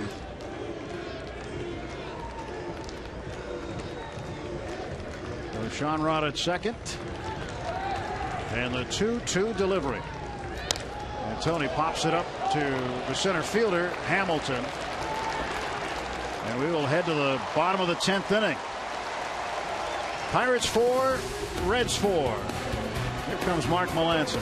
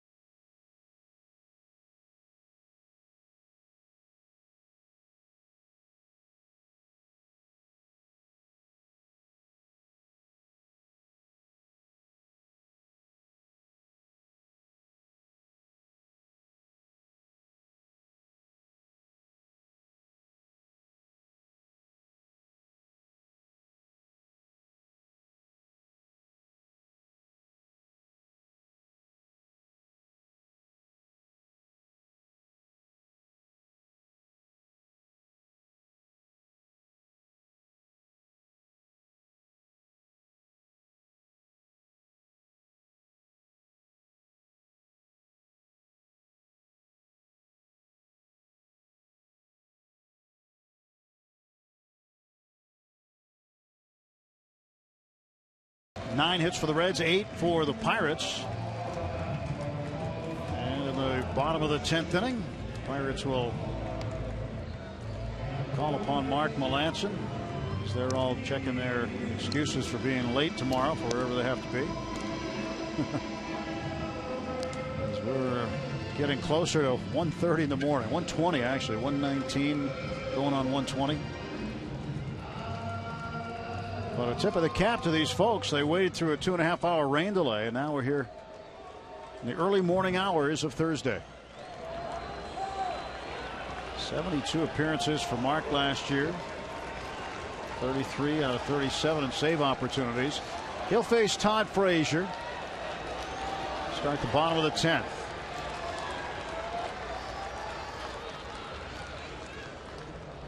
And Frazier looks at a strike. Melancon missing inside. We know Mark to work pretty much exclusively away to right-handed batters with the cutter and the curveball. You don't want to miss in to Frazier the way he's been swinging the bat. That one in the dirt. 1 ball and 1 strike to Frazier.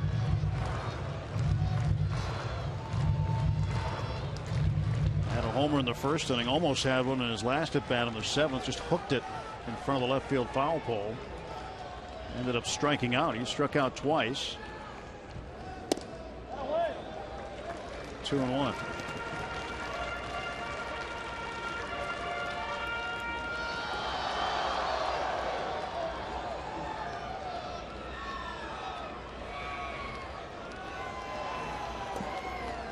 And the 2-1 delivery from Mark is a bouncer to short. Playable for Mercer. 1 out. That's good late break on that cutter. Got him to roll it over.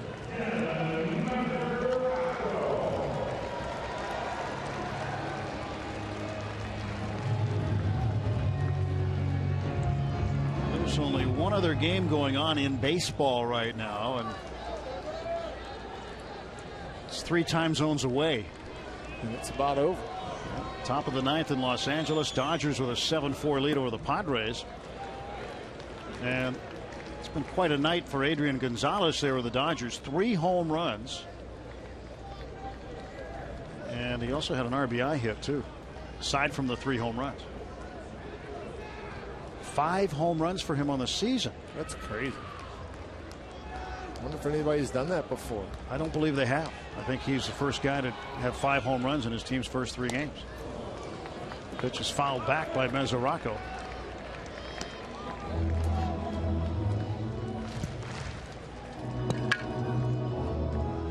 That's the early morning moon over the Ohio River. Just hanging over Kentucky.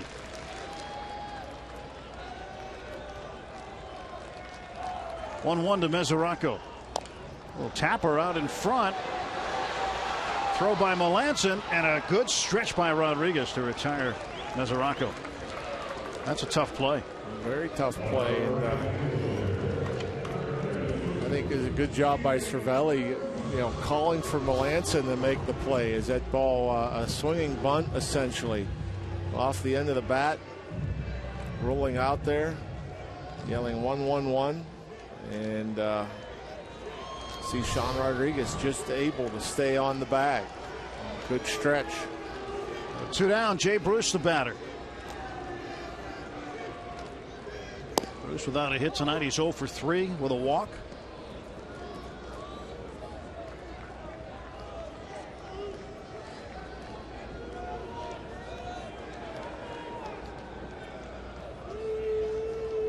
Here comes the 0-1 now. 1 ball, 1 strike. Now you look ahead, John, and what's left in the Pirate bullpen for tonight. And what do you do if this game gets extended? Going to go to Rodimus Lees. Yep. And then he'd have to take a bat in his hands too if it gets extended further. Bruce, a base hit to right. 2-out single for the Reds right fielder.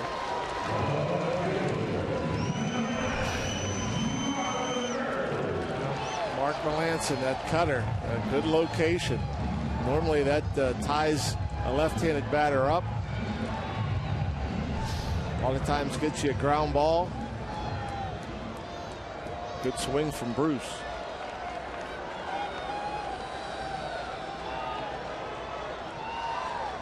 Marlon Byrd got his first hit last time up in the 8th inning. He struck out once tonight, hit into a double play.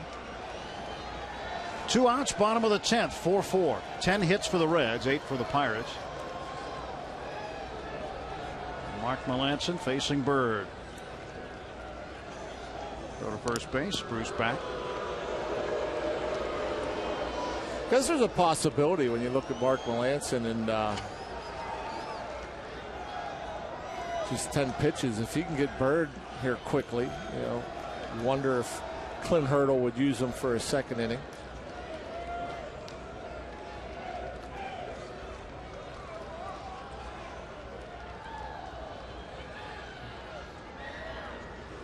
Byrd will take a pitch that was called a ball.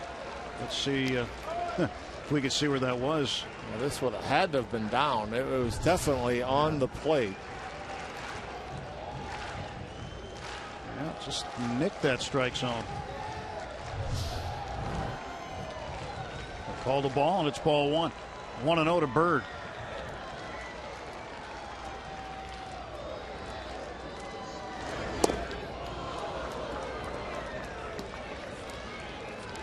Good location there. 1 for 4 against Melanson. The 1 hit was a home run.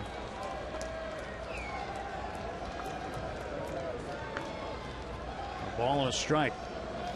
Jay Bruce has his leadoff first base, held on by Rodriguez.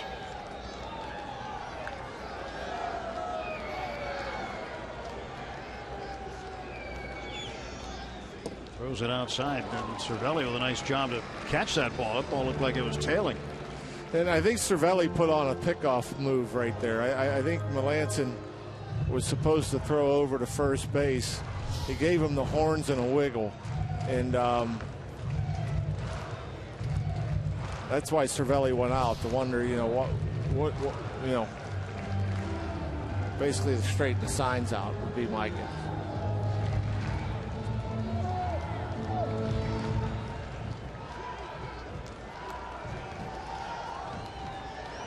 Two and 1 to Byrd.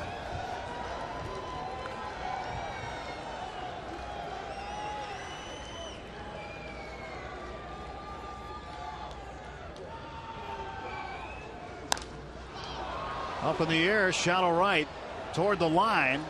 Walker over, and that ball is going to fall foul. Polanco and Walker nearly collided.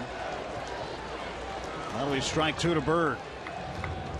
Well, yeah, Marlon Byrd has to feel pretty fortunate that he still has life. I mean, his ball is way up there. The only reason it falls is Polanco's playing no doubles near the warning track in right field. Walker was playing way up the middle. Rodriguez obviously holding the runner on, so everybody had too far to go. So Mark now with a sign from Cervelli, and the 2-2 pitch will wait, throw to first instead. He hadn't forgotten about Jay Bruce over there. Bruce was hoping he did.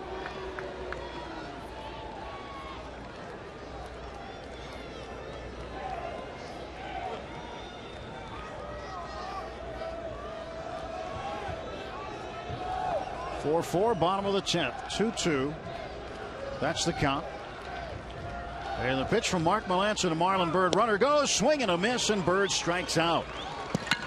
No runs, a hit, a man left. We'll head to the 11th inning. Pirates 4, Reds 4.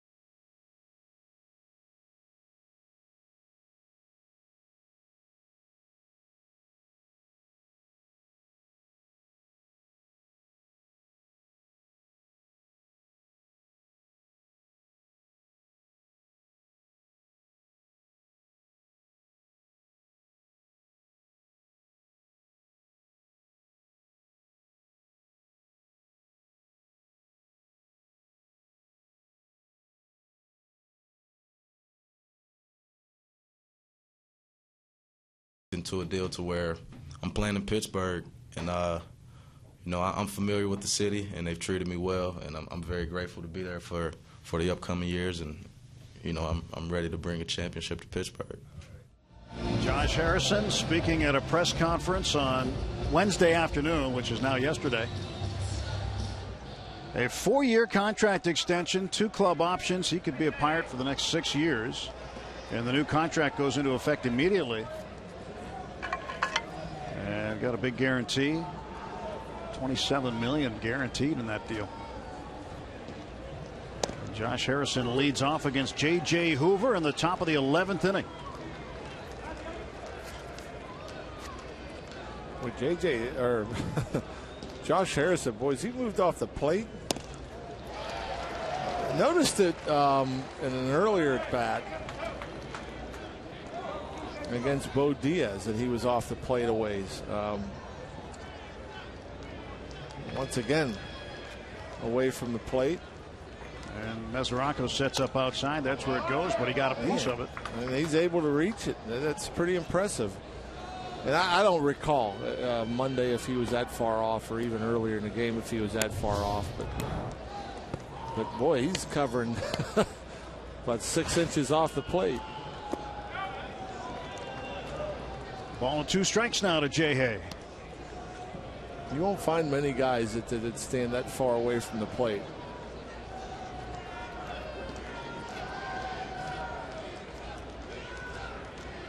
One, 2. Outside, ball 2.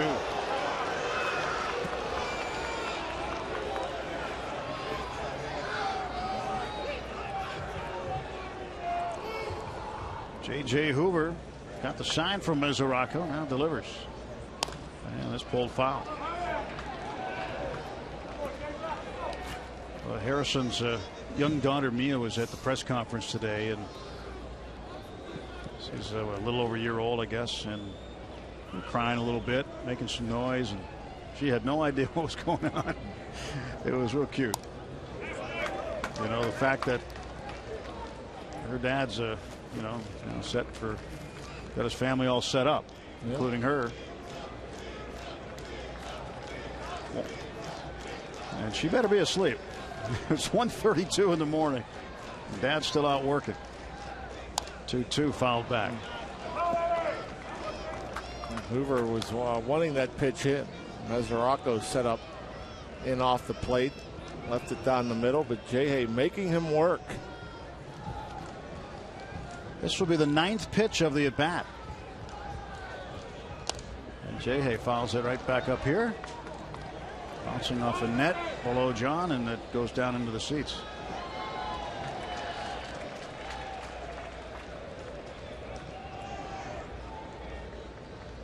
Ready for the 2-2. So the dirt works a full count.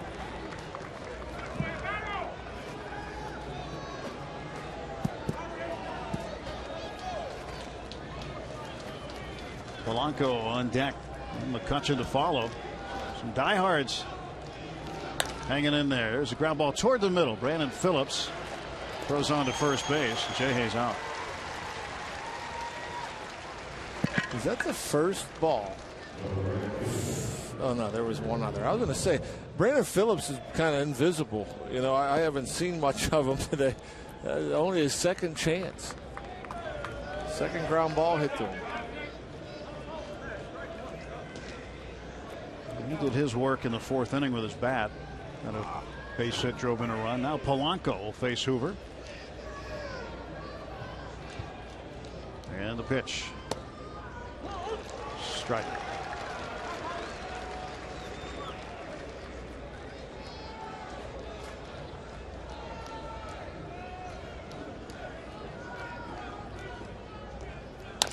And a bouncer over the mound. Now backhanding is Phillips. Close play, but it goes in the Reds' favor as the throw beat Polanco, and they're 2 down. Well, let's see if Andrew McCutchen gets anything to hit here off of Hoover.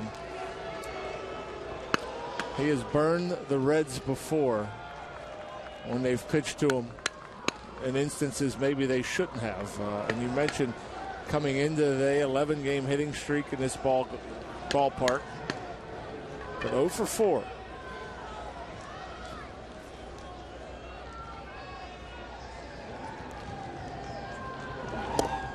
Looks at a pitch outside. I don't know if Hoover's going to give McCutchen the pitch he wants.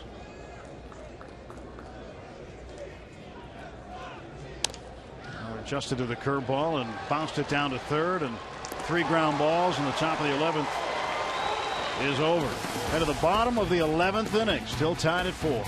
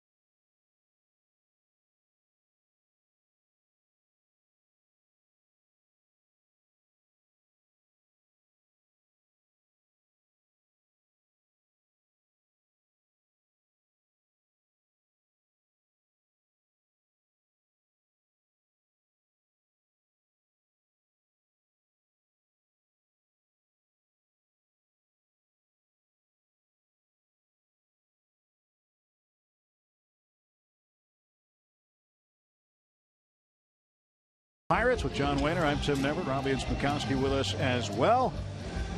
And these are the out-of-town scores. Every game is complete except for this one. Colorado beat Milwaukee for the third straight day. Washington over the Mets 2-1. Philly beat Boston 4-2. And earlier today, the Cubs beat the Cardinals 2-0. They were postponed yesterday. Jake Arrieta over Lance Lynn in that one. And making his Pirates regular season debut, Rodimus Lees. He is the last player who has not gotten in this game. This is the 25th man to participate in this game for the Pirates. Not quite. Pretty close. 21st. 21st. Oh, the starters. What am I saying? 25th. 21st man. Lee's a good arm. Fastball, curveball, slider. Although that fastball up over 95. If we need a left-handed hitter, we might have to get Jeff Locke out. First ball swinging is Phillips. And Walker under it. And one pitch, one out in the bottom of the 11th.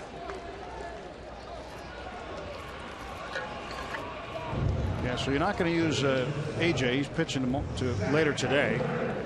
You might use Worley. You might use Locke if you had to. Well, Lees is a long man. I mean, he did get stretched out some in spring training. Cozart. First ball swinging. And Cervelli will run out of room. I mean, Cozart doing no favors for his own team there, swinging at the first pitch after a one pitch out. Lee's at least once, I want to say twice, pitched as many as 3 innings in spring training. Multiple innings his role. Former Baltimore Oriole. And he plunks him. Oh boy. Well, the winning run is aboard here in the 11th on a hit batsman by Rodimus Lees. Curveball just got away from him.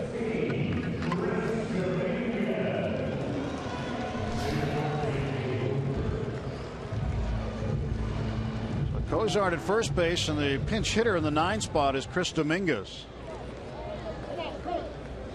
Pinch hit on Monday and struck out. Lees has appeared in parts of 3 seasons with the Orioles. Also spent 3 seasons in Korea before being picked up last year by the Blue Jays organization and made appearances in Double-A New Hampshire and Triple-A Buffalo. So Dominguez standing in there, and that's not a good swing, but it's a strike. Yeah, that's predetermination. I'm going up there and swinging at the first pitch I see. Look how far this pitch is off the plate. Almost hit him in the back leg. Barely fits in the UPMC strike zone. 1 out, 1 on for the Reds in the 11th. Another swing and a miss.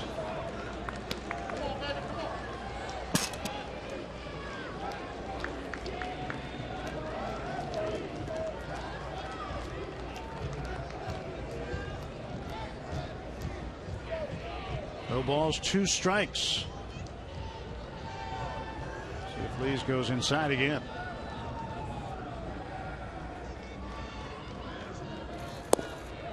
Strike 3 call. Dominguez can't believe it. Neither can Brian Price.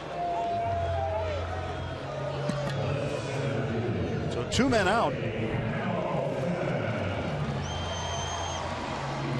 Go bottom of the strike zone. He's unhappy. That's by far the best pitch he saw of the 3, and he's like acting like the umpire's crazy. It was the only pitch he saw that was hittable, but swung at the 2 that weren't. So 2 down, and Hamilton at the plate. 3 for 5.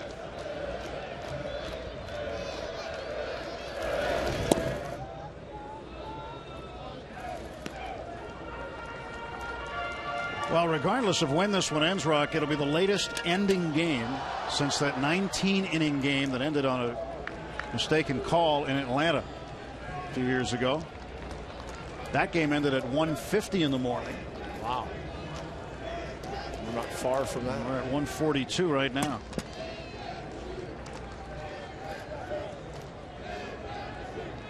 Want to know to Hamilton. Please. Fires up high and outside, and it's 2-0. If I remember right, after that game, the next night we went extra innings too. Went 10 innings. Yeah.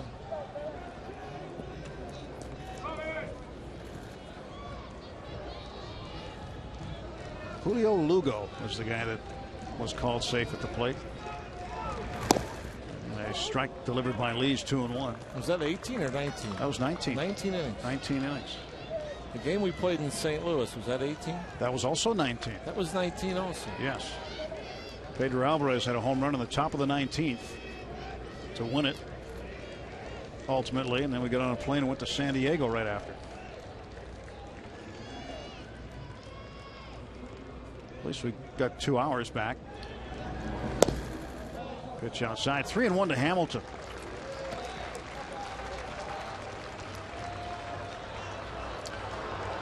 Have to throw a strike.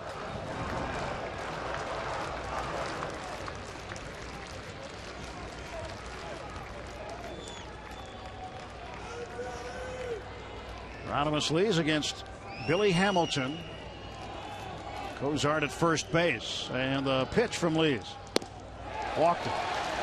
That puts the winning run in scoring position with 2 outs, and Joey Votto coming up.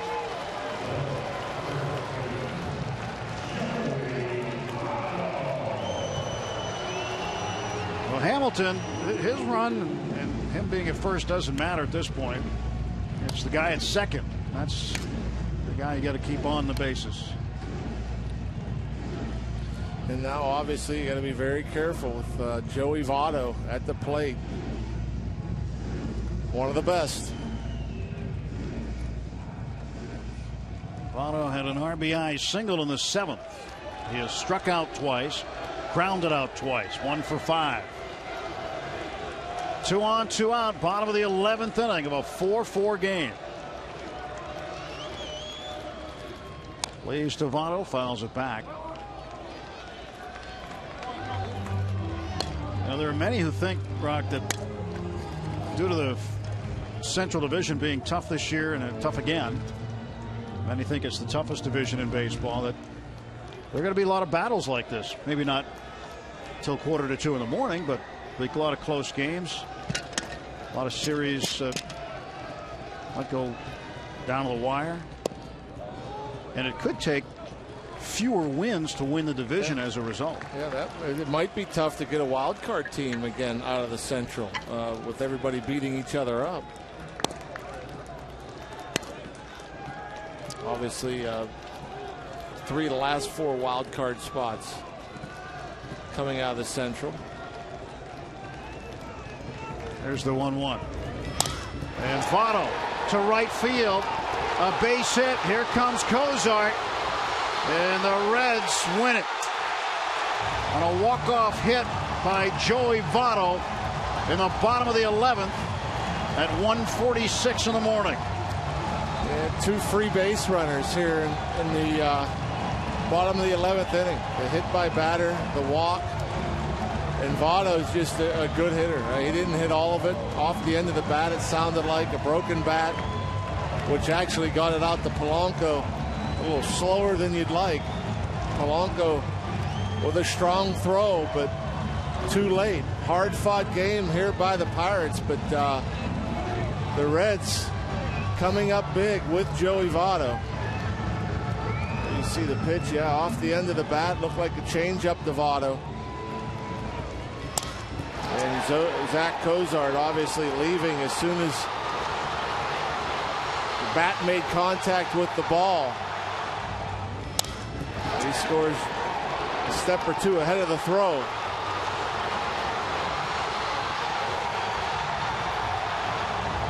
Zach Cozart, who was hit by a pitch ends this 4-hour and 1-minute game. That is Votto with a base hit to right.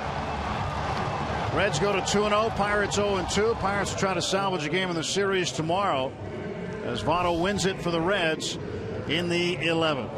Let's go back to Pittsburgh. Rob King, Kent Tekulve are waiting.